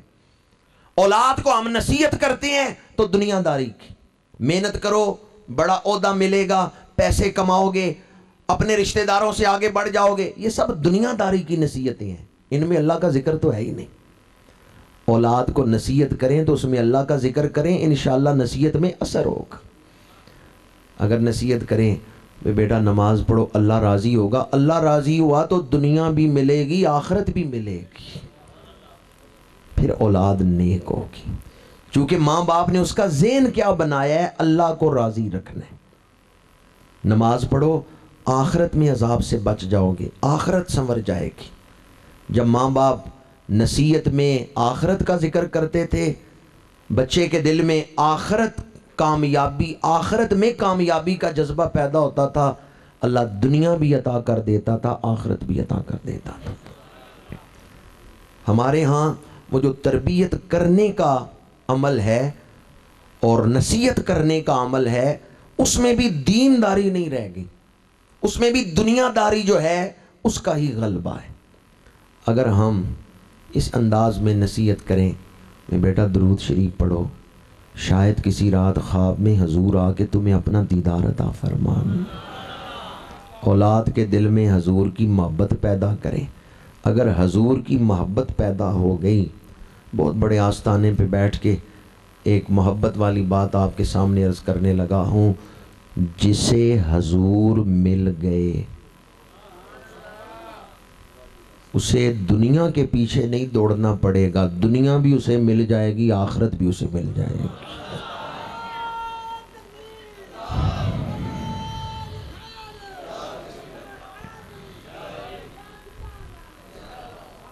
اس مہینے 17 تاریخ غزوہ بدر، میرے آقا کریم 313 صحابہ لے کے نکلے میدان بدر کی طرف، مدینہ منورہ سے نکل رہے ہیں، ایک عورت 6 مہینے کا بچہ گود میں لے کے کھڑی۔ یا رسول اللہ، جن ماؤں کے جوان بچے تھے انہوں نے اپنے جوان بیٹے آپ کے ساتھ بھیجے ہیں، وہ مائیں خوش ہیں کہ مجاہدین کی مائیں کہلا رہی ہیں، میرا کوئی جوان بیٹا نہیں جو آپ کے ساتھ بھیجوں، یہ 6 مہینے کا بچہ ہے، حضور اسے لے جائیں، میری خواہش ہے لوگ مجھے بھی ام المجاہد کہیں کہ میں بھی مجاہد کی ماں ہوں۔ یا رسول اللہ، جن ماؤں کے جوان بیٹے تھے ان کے بیٹے تو آپ کے ساتھ جا رہے ہیں، وہ مائیں خوش ہیں کہ مجاہدین کی مائیں کہلا رہی ہیں، میرا کوئی جوان بیٹا نہیں، یہ 6 ماہ کا بیٹا لے جائیں۔ یا رسول اللہ، میں بھی چاہتی ہوں میرا بھی یہ تعارف ہو اس دنیا میں مجاہد کی ماں، اور اگر بیٹا شہید ہو جائے تو آخرت میں میرا قیامت کے میدان میں تعارف ہو، یہ شہید کی ماں ہے۔ میرے آقا کریم نے فرمایا میدان جنگ میں یہ 6 ماہ کا بچہ تیر نہیں چلا سکتا، تلوار نہیں اٹھا سکتا، نیزہ نہیں اٹھا سکتا، یہ 6 ماہ کا بچہ میدان جنگ میں کیا کرے گا؟ وہ صحابی عرض کرتی ہیں، یا رسول اللہ، تیر چلا نہیں سکتا، آپ کی طرف آنے والا تیر اپنے سینے پہ کھا تو سکتا ہے، حضور اسے ڈھال بنا کے سامنے کر دیں، جو تیر آپ کی طرف آئے میرے بچے کو ڈھال بنا دیں، یہ شہید ہو جائے میں شہید کی ماں بن جاؤں گی۔ اولاد سے بڑھ کے کس کے ساتھ پیار ہے؟ حضور سے۔ اب جو حضور نے نصیحت فرمائی، حکم دیا، وہ آپ کو سنانا چاہتا ہوں۔ میرے آقا کریم نے فرمایا اس بچے کو واپس لے جاؤ، اس کی تربیت کرو، اس کو اچھا مسلمان بناؤ، تو نے اپنے بچے کو میرا غلام بنایا، اچھا مسلمان بنایا، بچہ میدان جنگ میں نہیں گیا، کوئی موقع ایسا نہیں بنا، لیکن تو نے اپنے بچے کو اچھا مسلمان بنایا، تیرا نام مجاہدوں کی ماؤں میں لکھ دیا جائے گا۔ سمجھ رہے ہیں میں نے فضیلت کیا بیان کی ہے؟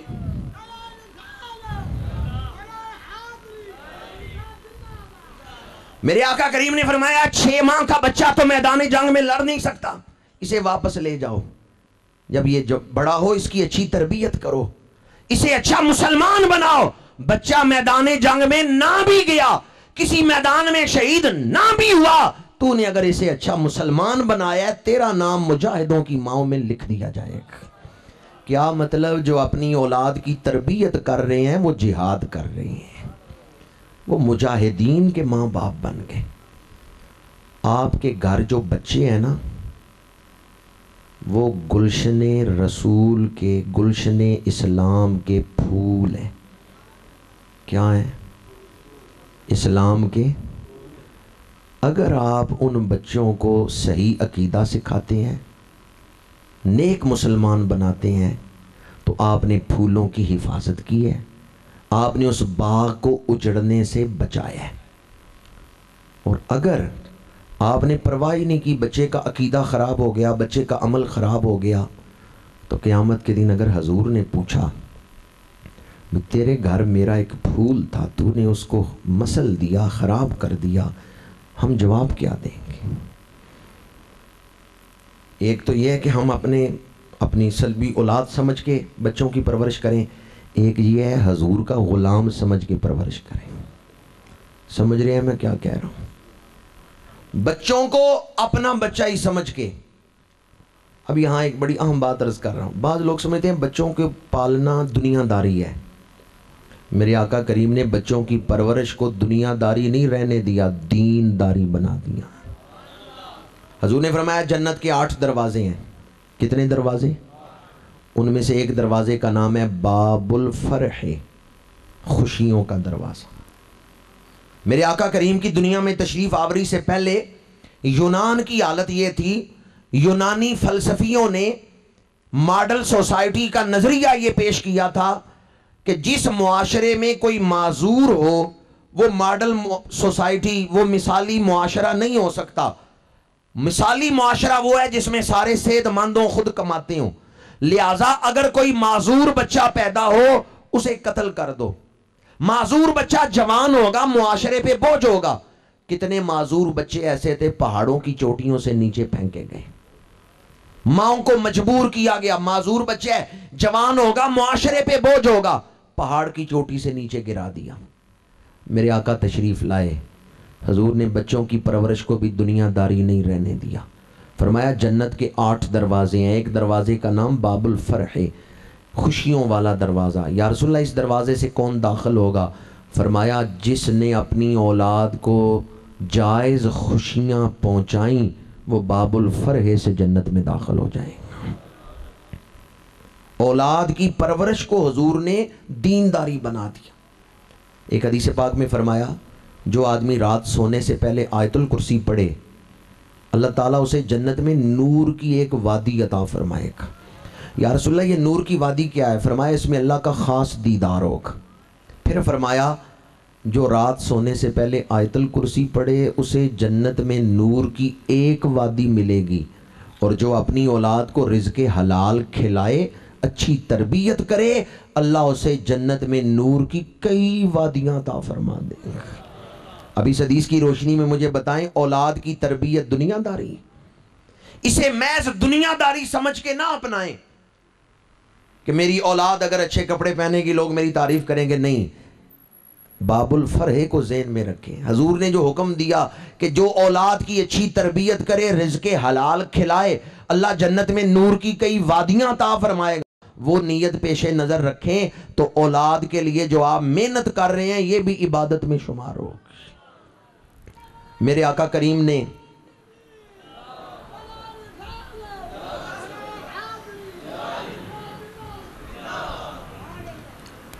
اولاد کی تربیت کے حوالے سے امام الانبیاء کے ارشادات فرامین میں آپ کی خدمت میں عرض کر رہا ہوں۔ اگر آپ اپنی اولاد کو گلشن اسلام کا پھول سمجھیں کہ میں نے اولاد کی تربیت کی تو اسلام کا گلشن مہکے گا، میں اللہ اور اس کے رسول کی بارگاہ میں سرخرو ہوں گا، تو پھر اولاد کی تربیت کرنا، ان کے لیے محنت کرنا، دکان کرنا، ملازمت کرنا، یہ سب عبادت میں شمار ہوگا۔ پھول کا ذکر کیا اور پھولوں کی پرورش کا تو مجھے ایک مثال یاد آئی۔ ہالینڈ دنیا کا ایک ایسا ملک ہے کہ جہاں دنیا بھر کے پھول آپ کو ملتے ہیں، دنیا بھر کے پھول۔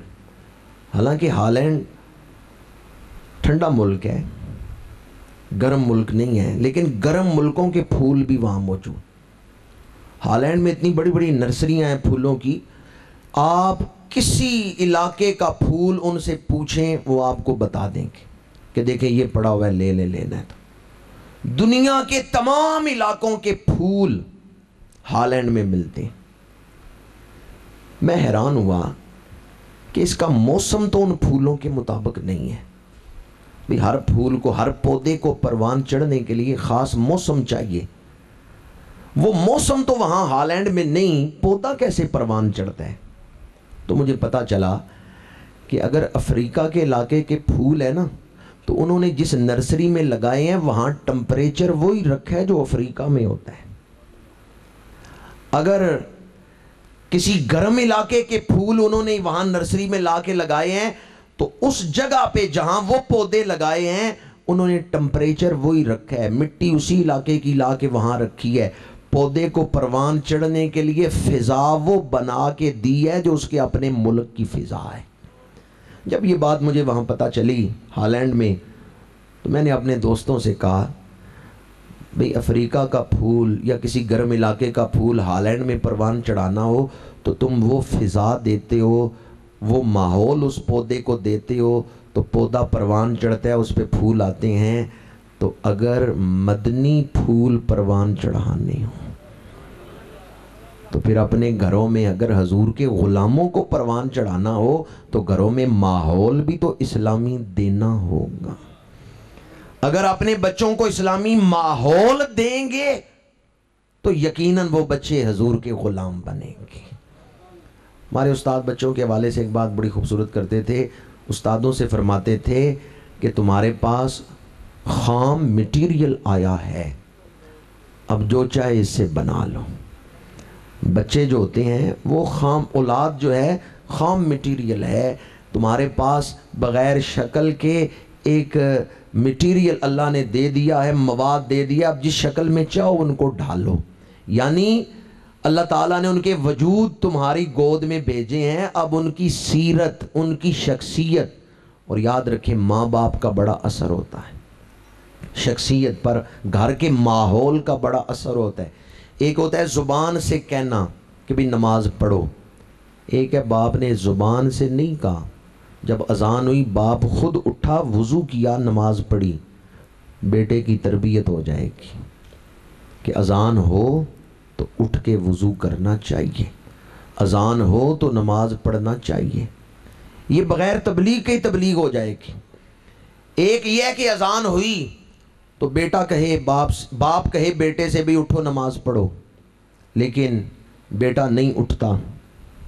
دوسری صورت یہ ہے باپ نے بیٹے سے نہیں کہا اٹھو نماز پڑھو، بچہ بچپن سے ہی دیکھتا آ رہا ہے اذان ہوتی ہے تو میرا باپ میری ماں اذان سن کے فوراً وضو کرتے ہیں، نماز کی تیاری کرتے ہیں، تو بچے کی تربیت ہو جائے گی، بچے کا ذہن بن جائے گا۔ آپ گھر میں ماحول اسلامی بنائیں، آپ گھر میں ماحول وہ بنائیں، بچوں کا ذہن اس ماحول میں ڈھل جائے گا۔ لیکن ہم یہ چاہتے ہیں کہ گھر میں ماحول تو جدید تہذیب کا ہو، جس میں ٹی وی پہ گانے چل رہے ہوں اور بچہ ہمارا تہجد گزار بن جائے اور فرما بردار بن جائے۔ آج بار دیگر کہہ رہا ہوں، جس دور میں ہم زندگی گزار رہے ہیں، میڈیا بہت بڑا کردار ادا کر رہا ہے ذہن بنانے میں اور اولادوں کو سکھانے میں، ان کے ذہن بنتے ہیں۔ آج رات 2 بجے تک، عام دنوں میں، رمضان کی بات نہیں کر رہا، عام دنوں میں سردیوں کی رات 2 بجے تک بچہ فیس بک چلاتا رہے گا، لیکن اس کے پاس 10 منٹ نہیں کہ ماں کے پاس بیٹھ کے قدم دبائے، باپ کے پاس بیٹھنے کے لیے 10 منٹ نہیں، لیکن رات 2 بجے تک فیس بک پہ وہ چلتا رہے گا، فیس بک چلاتا رہے گا۔ چاہتا ہوں ساتھ ساتھ آپ کو احادیث بھی اور اسلامی تاریخ کی روایات بھی سناتا جاؤں۔ نوجوان بھی کثرت سے بیٹھے ہیں، ایک ہستی کا نام آپ نے بارہا سنا ہوگا، سلطان العاشقین حضرت خواجہ ویسے کرنی رضی اللہ تعالیٰ عنہ۔ حضور کے ظاہری زمانے میں ہوئے ہیں لیکن صحابی نہیں بنے۔ حضرت خواجہ ویسے کرنی حضور کے ظاہری زمانے میں ہیں لیکن صحابی نہیں بنے۔ کیوں نہیں صحابی بن سکے؟ یمن میں تھے، میرے آقا کریم مدینہ منورہ میں ہیں، اور حضرت ویسے کرنی کی ماں بیمار ہے، نابینی ہے۔ یہ عرض کرتے ہیں امی جان، دل میں عشق کمال درجے کا ہے، سلطان العاشقین۔ ماں سے پوچھتے ہیں مدینہ منورہ جانا ہے، کیا مجھے اجازت ہے؟ ماں کہتی ہے میری طرف سے اجازت ہے، میں چاہتی ہوں تو جائے، پر مجھے یہ بتاؤ تم چلے گئے، میں نابینی ہوں، پیچھے میرا کون خیال رکھے گا؟ نوجوانوں سے پوچھتا ہوں مجھے بتائیں، خواجہ ویسے کرنی ماں کو تنہا چھوڑ کے گئے ہیں؟ کہاں جانا تھا جی؟ مدینہ شریف جانا ہے، پوچھ کس سے رہے ہیں؟ جانا کہاں ہے؟ پوچھ کس سے رہے ہیں؟ آج کے نوجوان سے میں کہتا ہوں، کبھی بازار جاتے ہوئے پوچھا ہے ماں سے؟ کھیل کے میدان میں جاتے ہوئے کبھی ماں سے پوچھا ہے؟ ماں باپ روکتے ہیں ادھر نہ جاؤ، اور آج کی اولاد رکتی نہیں۔ اور وہ کیسی اولاد تھی؟ جانا مدینہ منورہ ہے، جانا سعادتوں کے مرکز پر ہے، ماں سے پوچھ رہے۔ اور ماں نے اپنی بیماری کا ذکر کیا تو حضرت خواجہ ویسے کرنی نے کہا میں حکم رسول پر عمل کروں گا کہ ماں باپ کی خدمت کرو۔ تعلیمات رسول پہ عمل کیا، حکم رسول پہ، اس سے ہی حضور راضی ہوں گے۔ صحابی نہیں بنے، ماں کی خدمت میں رہے۔ جب حضور کے حکم پہ عمل کیا ہے، تعلیم پہ عمل کیا ہے، تو اللہ نے رنگ کتنے چڑھائے ہیں۔ میرے آقا کریم نے اپنا جبہ بھیجا ہے حضرت خواجہ ویسے کرنی کی۔ تو گھر سے نکلنا ہو تو ماں باپ سے پوچھیں کہ میں فلاں جگہ جانا چاہتا ہوں، جاؤں یا نہ جاؤں؟ اور اگر ماں باپ روکیں تو پھر رک جانا چاہیے۔ فرض نماز کے لیے ماں باپ نہیں روک سکتے کہ مسجد جا کے پڑھنا چاہے اولاد اور ماں باپ روکیں، وہ نہیں روک سکتے، شریعت نے انہیں اجازت نہیں دی، لیکن نفل نماز سے روک سکتے ہیں۔ بیٹا کہ میں نے مسجد جا کے نفل پڑھنے ہیں، باپ کے گھر پڑھ لے، مسجد نہ پڑھ، تو بیٹے پر ضروری ہے گھر میں نفل پڑھے۔ فرض نماز سے نہیں روک سکتے، جماعت سے نہیں روک سکتے، شریعت نے اس کی اجازت نہیں دی۔ نفل سے بیٹا کہ تہجد میں نے پڑھنی ہے مسجد جا کے، باپ کے اندھیرا بڑا ہے، میرا دل ڈرتا ہے تو اندھیرے میں نہ جا، بیٹے کو کیا کرنا چاہیے؟ مسجد آ کے تہجد پڑھے گا یا گھر پڑھے گا؟ گھر میں پڑھے گا۔ اب آپ اندازہ کریں، نماز اللہ کے لیے، بندگی اللہ کی کرنی ہے، یہاں بھی شریعت نے ماں باپ کو کتنا اختیار دیا۔ اور دنیا میں آج کل حالت کیا ہے؟ برائی کے راستے کی طرف نوجوان جا رہے ہیں اور ماں باپ کی پرواہ ہی نہیں، ماں باپ کی فکر ہی نہیں، ان کے راضی ہونے، ان کو راضی رکھنے کی فکر ہی نہیں، پرواہ ہی نہیں۔ نوجوانوں سے بھی عرض کروں گا، اپنی دنیا سنوارنے کے لیے بڑی محنت کرتے ہیں، باہر بڑا دوڑتے ہیں دنیا سنور جائے، گھر بیٹھے ہوئے ماں باپ کی طرف دھیان ہی نہیں دیتے۔ ماں باپ کو راضی کریں، اللہ دنیا بھی سنوار دے گا، اللہ آخرت بھی سنوار دے گا۔ حدیث پاک ہے بخاری شریف میں، غار کے اندر 3 مسافر پھنس گئے تھے اور دہانے پہ پتھر آ کے گرا تھا، وہ تینوں باری باری دعا کر رہے تھے، تو اللہ کریم نے پتھر تھوڑا تھوڑا ہٹایا۔ ان میں سے ایک وہ تھا جس نے کہا یا اللہ میں بکریاں چرا کے شام کو گھر آتا ہوں، دودھ دھوتا ہوں، اپنی اولاد کو بعد میں دیتا ہوں، پہلے اپنی ماں کی خدمت میں پیش کرتا ہوں۔ تو دہانے سے پتھر ہٹ گیا تھا۔ اس حدیث سے پتہ چلا کہ ماں باپ کی خدمت کرنے سے آخرت ہی نہیں سنورتی، دنیا بھی سنور جاتی۔ آخرت تو سنورے گی لیکن دنیا بھی سنورے گی۔ اولاد کی تربیت کے حوالے سے پہلی ذمہ داری ماں باپ کی، اور اس کے ساتھ ساتھ چونکہ مجھے نوجوان کثرت سے نظر آئے محفل میں بیٹھے ہوئے، میں نے آپ کی خدمت میں یہ مثال حضرت خواجہ ویسے کرنی کی عرض کی کہ ماں باپ سمجھائیں تو اولاد کو اس پر دھیان دینا چاہیے۔ اگر ماں باپ اچھی تربیت کریں، اولاد تعلیمات رسول، حکم رسول پہ عمل کرتے ہوئے ماں باپ کی خدمت کرے تو اللہ کے رسول اس پہ خوش ہوتے ہیں۔ حضرت خواجہ ویسے کرنی کو جبہ بھیجا اور کہا میری امت کے لیے بخشش کی دعا کرو۔ خواجہ ویسے کرنی نے دعا فرمائی، آپ نے 12 مرتبہ واقعہ سنا ہوگا۔ میں اپنی گفتگو کا پیغام آپ کی خدمت میں اب عقیدے کے حوالے سے عرض کر رہا ہوں۔ لوگ جنت کو تلاش کرتے ہیں، اس تیسرے عشرے میں دوزخ سے آزادی اور جنت کی جستجو میں جاگ رہے ہیں، محنت کرتے ہیں۔ میں کہتا ہوں حضور کو تلاش کرو، حضور مل گئے تو جنت آپ کو تلاش کرے گی۔ پھر تمہیں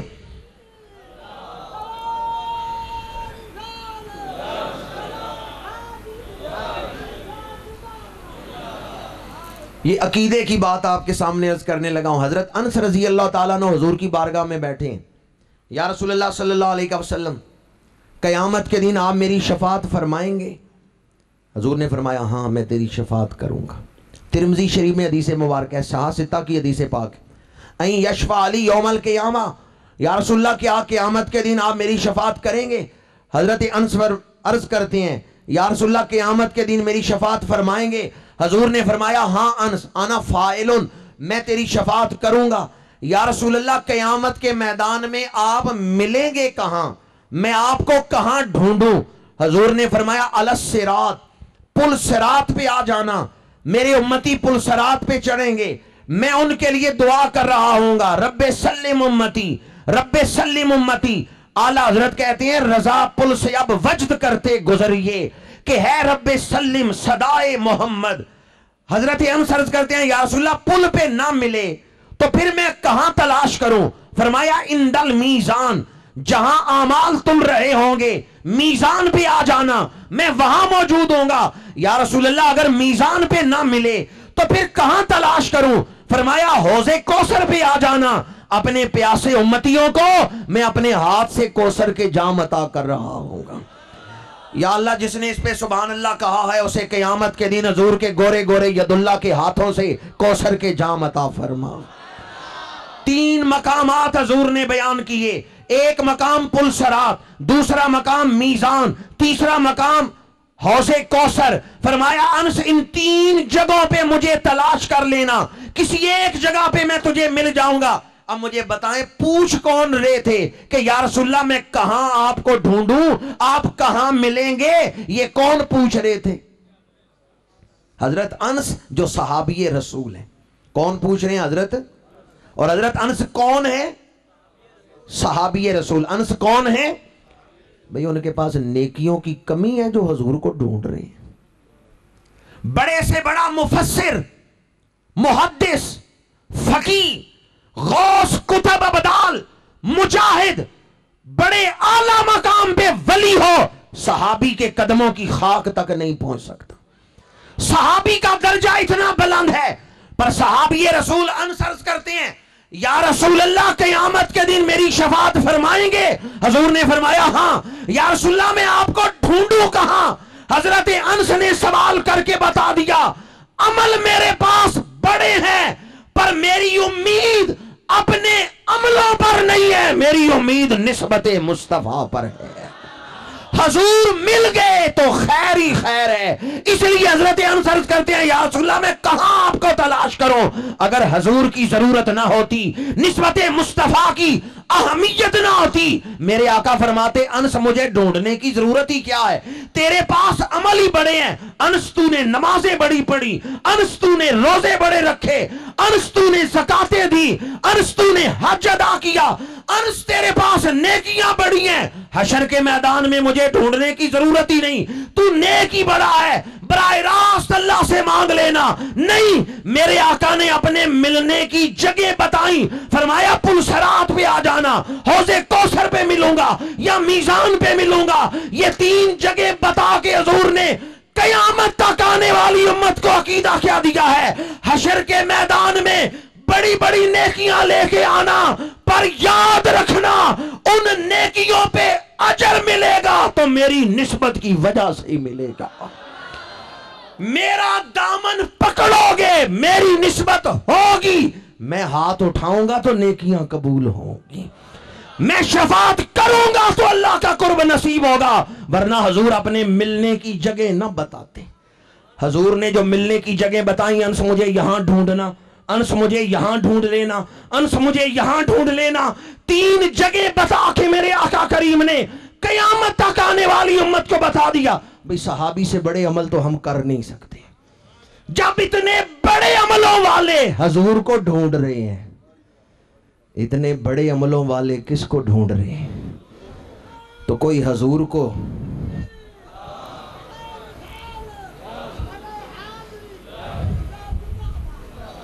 میں آپ کی خدمت میں عرض کروں گا، عبادت آپ کر رہے ہیں، دل میں آرزو رسول لے کر، دیدار مصطفیٰ کی خواہش لے کر یہ رات دن یہاں گزاریں، اللہ کے کرم سے امید کامل ہے ولیوں کے ڈیرے پہ آپ بیٹھے ہوئے ہیں۔ نہ جانے کتنے خوش نصیب ہوں گے جب یہاں سے لوٹیں گے تو حضور کی زیارت کی دولت بھی لے کر جائیں گے۔ دل میں آرزو قرب رسول رکھیں، پھر پھر جنت ڈھونڈنی نہیں پڑے گی، جنت آپ کو تلاش کرے گی۔ حضور مل گئے تو سب کچھ مل گیا، حضور مل گئے سب کچھ مل گیا۔ عدم سے لائی ہے ہستی میں آرزوئے رسول، کہاں کہاں لیے پھرتی ہے جستجوئے رسول۔ کسی نے کیا خوب لکھا ہے کہ ہمارا تو تمام عمل عدم سے ہستی میں آنا اور دنیا میں صبح و شام کے تمام اعمال اسی غرض کے لیے ہیں، اللہ کے محبوب کا قرب مل جائے، حضور راضی ہو جائیں۔ حضور راضی ہو گئے، خدا راضی ہو گیا۔ اور یاد رکھیں، حضور ناراض ہوئے، حضور نے منہ پھیر لیا، اللہ کا قرب نہیں مل سکتا۔ فتح مکہ کے لیے حضور تشریف لے جا رہے ہیں تو آپ کے چچا زاد بھائی ابو سفیان بن حارث بن عبد المطلب وہ راستے میں آئے حضور سے معافی مانگنے کے لیے، اسلام قبول کرنے کے لیے۔ ابھی انہوں نے کلمہ نہیں پڑھا تھا۔ جناب عبد المطلب کے پوتے ہیں، جناب حارث کے بیٹے ہیں، حضور کے چچا زاد بھائی ہیں۔ حارث حضور کے چچا تھے، اور دوسرے حضور کی پھوپھی ہیں عاتقہ، ان کے بیٹے ہیں عبداللہ، وہ بھی آئے ہیں۔ ایک پھوپھی کے بیٹے ہیں، ایک چچا کے بیٹے ہیں، دونوں آئے ہیں معافی مانگنے کے لیے۔ میرے آقا کریم نے منہ پھیر لیے۔ حضور کی زوجہ، ہم سب کی روحانی ماں ام سلمہ رضی اللہ تعالی عنہا عرض کرتی ہیں، یا رسول اللہ، یہ آپ کے اہل خاندان ہیں، حضور انہیں سعادت سے محروم نہ کریں، اس لیے کہ جس سے آپ نے منہ پھیر لیا وہ محروم ہو گیا۔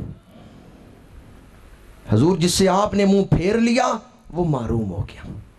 میرے آقا کریم نے فرمایا، ام سلمہ، یہ ابو سفیان بن حارث، اس نے فلاں وقت یہ کہا، فلاں وقت یہ کہا، اس لیے میں اس سے ناراض ہوں۔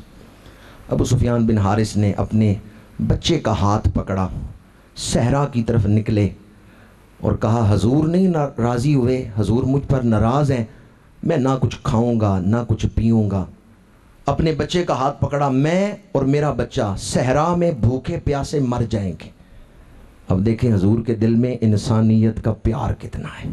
فوراً میرے آقا مڑے، فرمایا، ابن حارث کو بلاؤ، میں نے اس کو معاف کر دیا ہے، میں نے اس کو معاف کر دیا ہے۔ انہوں نے کلمہ پڑھا، حضور کے غلام بن۔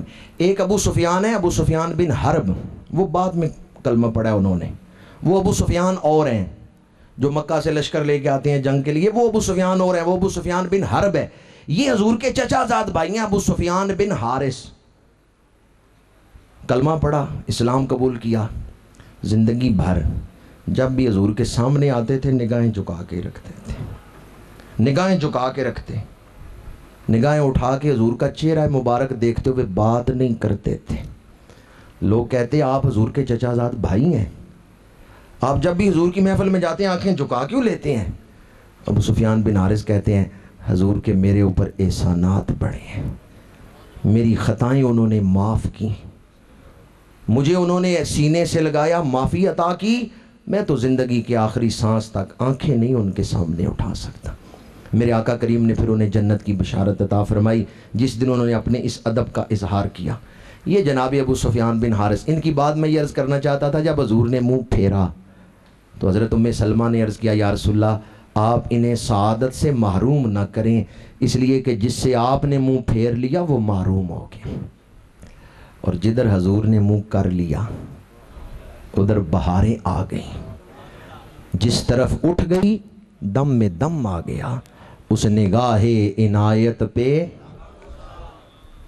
اعتکاف کے دوران کبھی مغرب کے بعد یا کبھی تہجد کے وقت کم از کم 2 نفل من جانب رسول اللہ اس نیت سے پڑھیں کہ یہ 2 نفل میں حضور کی طرف سے پڑھ رہا ہوں۔ اور اگر آپ میں سے کسی نے پہلے سے کوئی نیت نہیں کی ہوئی کہ میں فلاں نیت سے اعتکاف کر رہا ہوں، تو میں آپ کی خدمت میں عرض کروں گا، جب اعتکاف مکمل ہو دعا کریں تو عرض کریں، یا اللہ میرے اس اعتکاف کا ثواب حضور کی بارگاہ میں حضور کی طرف سے اعتکاف بیٹھا ہوں۔ جب من جانب رسول اللہ کا لفظ آ جائے گا نا، پھر بات ہی اور ہو جائے گی، پھر رنگ ہی اور چڑھ جائے گا۔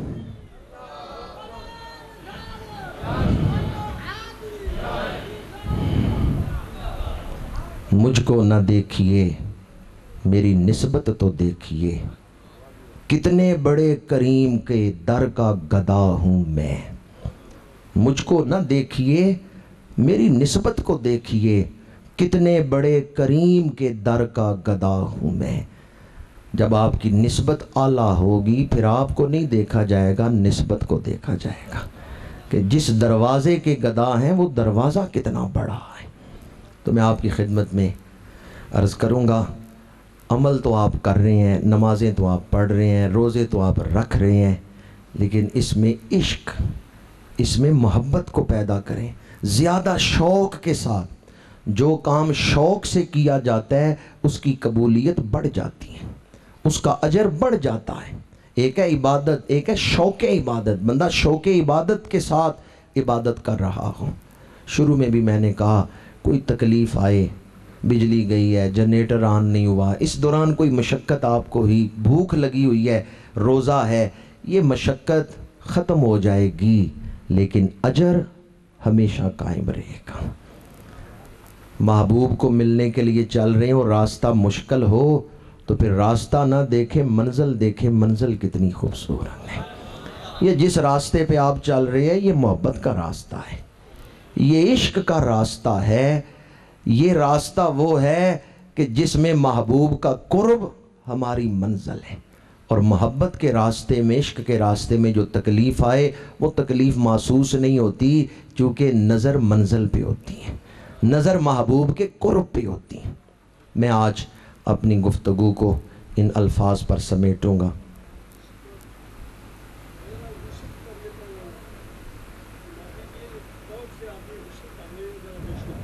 جی ٹھیک ہے، تو میں اپنی گفتگو کو سمیٹوں گا یہاں۔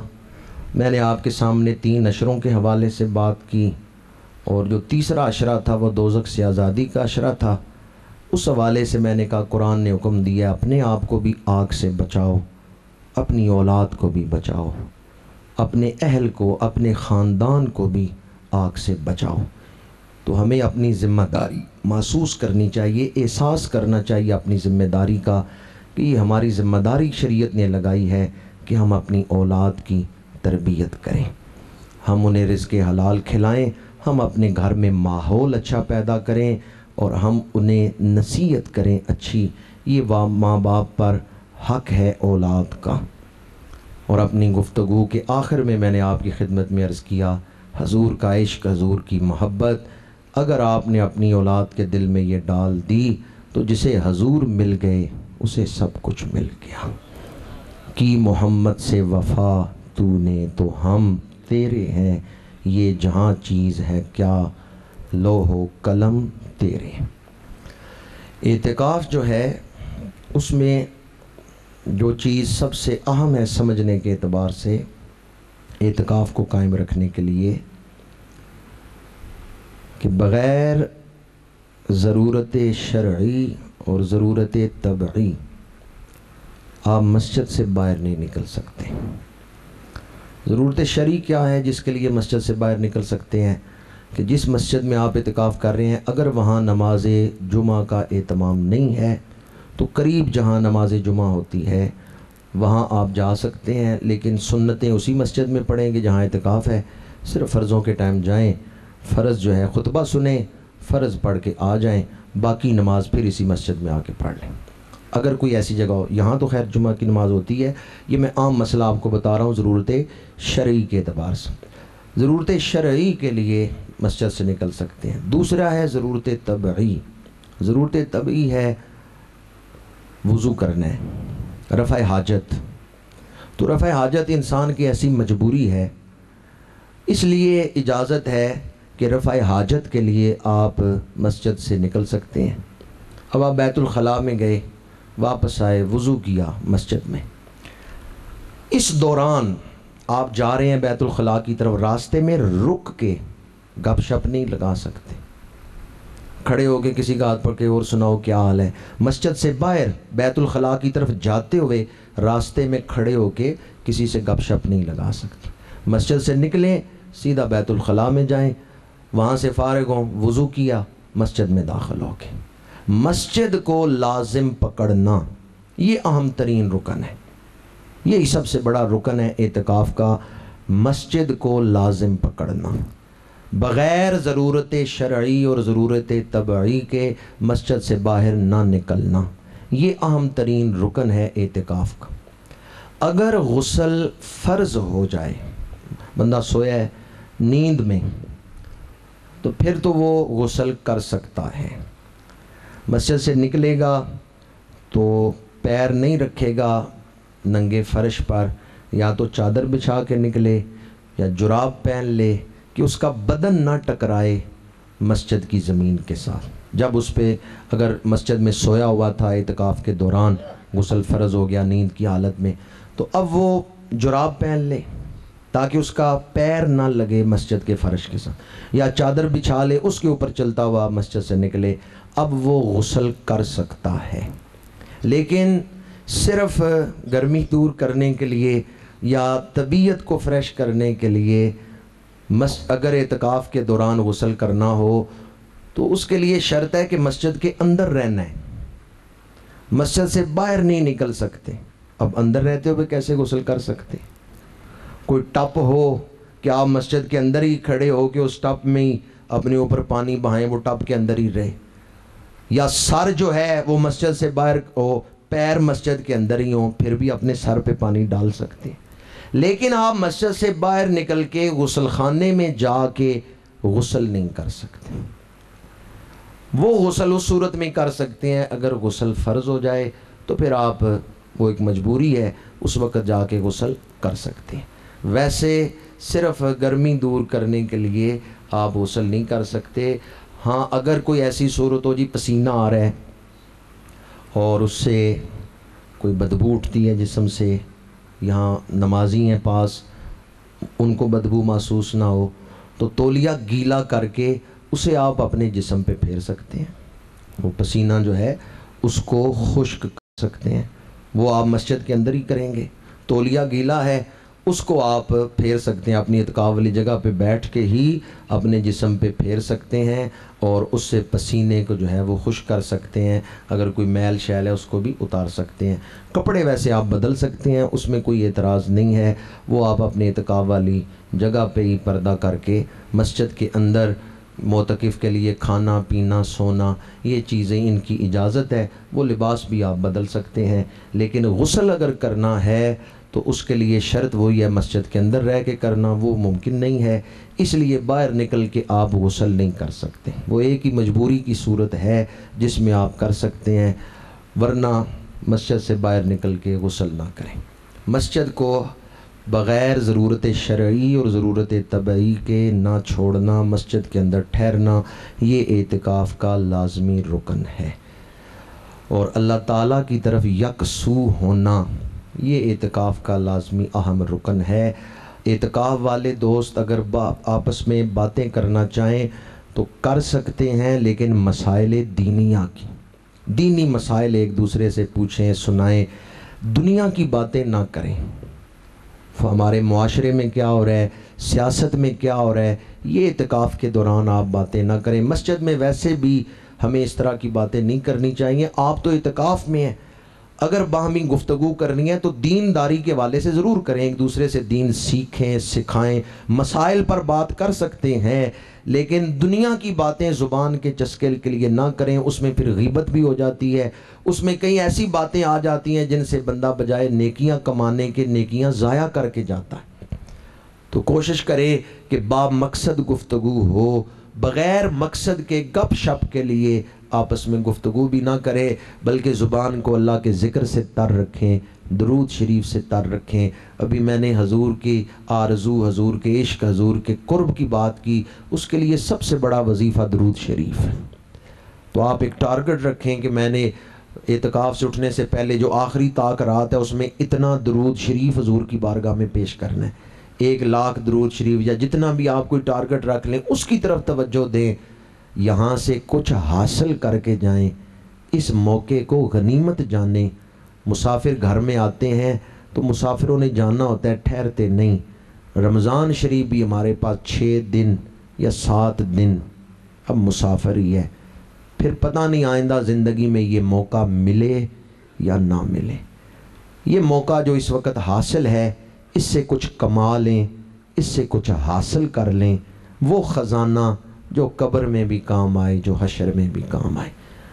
اللہ تعالیٰ احتیاط کے ساتھ جی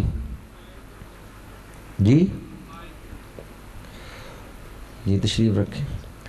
موبائل کا بھی استعمال جس طرح کہ آج کل ہو رہا ہے، میں تو کہتا ہوں اعتکاف بیٹھنے موبائل بند کر کے ہی آئیں۔ موبائل کا چونکہ تھوڑی اجازت دی جاتی ہے تو بندہ پھر اپنی کمزوری سے اس اجازت میں مزید اس کو بڑھا لیتا ہے۔ اصحاب کہف نے معاشرہ چھوڑا، سورہ کہف پڑھ کے دیکھیں، اس زمانے میں وہ برائیاں نہیں تھیں جو آج کل ہیں، صرف ایک شرک تھا، عروج پہ تھا۔ اس سے بچنے کے لیے بادشاہ دقیانوس مخالفت کرتا تھا، کہتا ہے سجدہ کرو، یہ اللہ والا کہتے ہیں نہیں کرنا، انہوں نے جان بچائی، ایمان بچایا، ملک چھوڑ دیا۔ وہ خرابیاں جو اس دور میں ہیں اس دور میں نہیں تھیں۔ اگر اس دور کی خرابیوں کو سامنے رکھا جائے تو پھر تو میں کہتا ہوں ہم سب کو چاہیے، پورے معاشرے کو چاہیے کہ اپنے آپ کو ان برائیوں سے لا تعلق کر کے گوشہ نشینی اختیار کریں، تنہائی میں بیٹھیں، ضرورت کا تعلق صرف دنیا سے رکھیں۔ آپ لوگ جو اعتکاف کرنے آئے ہیں اس کی جو روح ہے وہ اسی وقت حاصل ہوگی جب اپنے آپ کو ان معاملات سے، دنیا کے کاموں سے ہٹائیں، توجہ ادھر سے گھٹائیں اور اللہ کی عبادت کی طرف توجہ لگائیں۔ موبائل آپ کو دوبارہ دنیا میں لے جاتا ہے، موبائل آپ کو پھر گھر میں لے جاتا ہے۔ اگر کوئی مجبوری ہو، یہاں تو خیر نہیں ہے، کسی ایسی جگہ بندہ اعتکاف بیٹھا ہے جہاں کھانا جو ہے وہ اس نے گھر سے خود جا کے لانا ہے، تو پھر موبائل سنے نہ، ویسے رکھ لے کہ گھر والے اس کو بیل کریں گے، جب تیار ہو وہ جا کے لے آئے۔ یہاں تو آپ کو ہر شے الحمدللہ میسر ہے، یہاں تو آپ کو وہ مجبوری بھی نہیں ہے۔ لیکن اگر کہیں مجبوری ہو تو اس کی ایک صورت میں آپ کے سامنے بیان کر رہا ہوں، ورنہ فون سننا، فون پہ گفتگو کرنا، اس سے وہ جو عبادت کا مقصود ہے، وہ خضوع و خشوع و یکسوئی، وہ متاثر ہوگی، وہ ختم ہو جائے گی۔ اعتکاف کے دوران موبائل بھی پاس نہ رکھیں۔ ہاں اگر کوئی ایسی مجبوری ہو جس کے بغیر گزارا نہیں ہے تو اس مجبوری کے تحت صرف اتنی حد تک اس کو استعمال کرنا تو جائز ہوگا، لیکن اجازت جب دی جائے تو وہ اجازت زیادہ لوگ اس اجازت سے آگے بڑھ کے مس یوز کرتے ہیں۔ اس لیے مطلقاً میں کہہ رہا ہوں کہ اعتکاف میں موبائل کو بند رکھیں اور اپنی ساری توجہ جو ہے قرآن مجید کی طرف، درود کی طرف، عبادت کی طرف، پچھلی زندگی کی جو نمازیں قضا ہوئی ہیں وہ ادا کریں۔ ایک موقع آپ کو ملا ہے، پچھلی زندگی میں جو نمازیں قضا ہوئیں، رہ گئیں، انہیں شروع کریں۔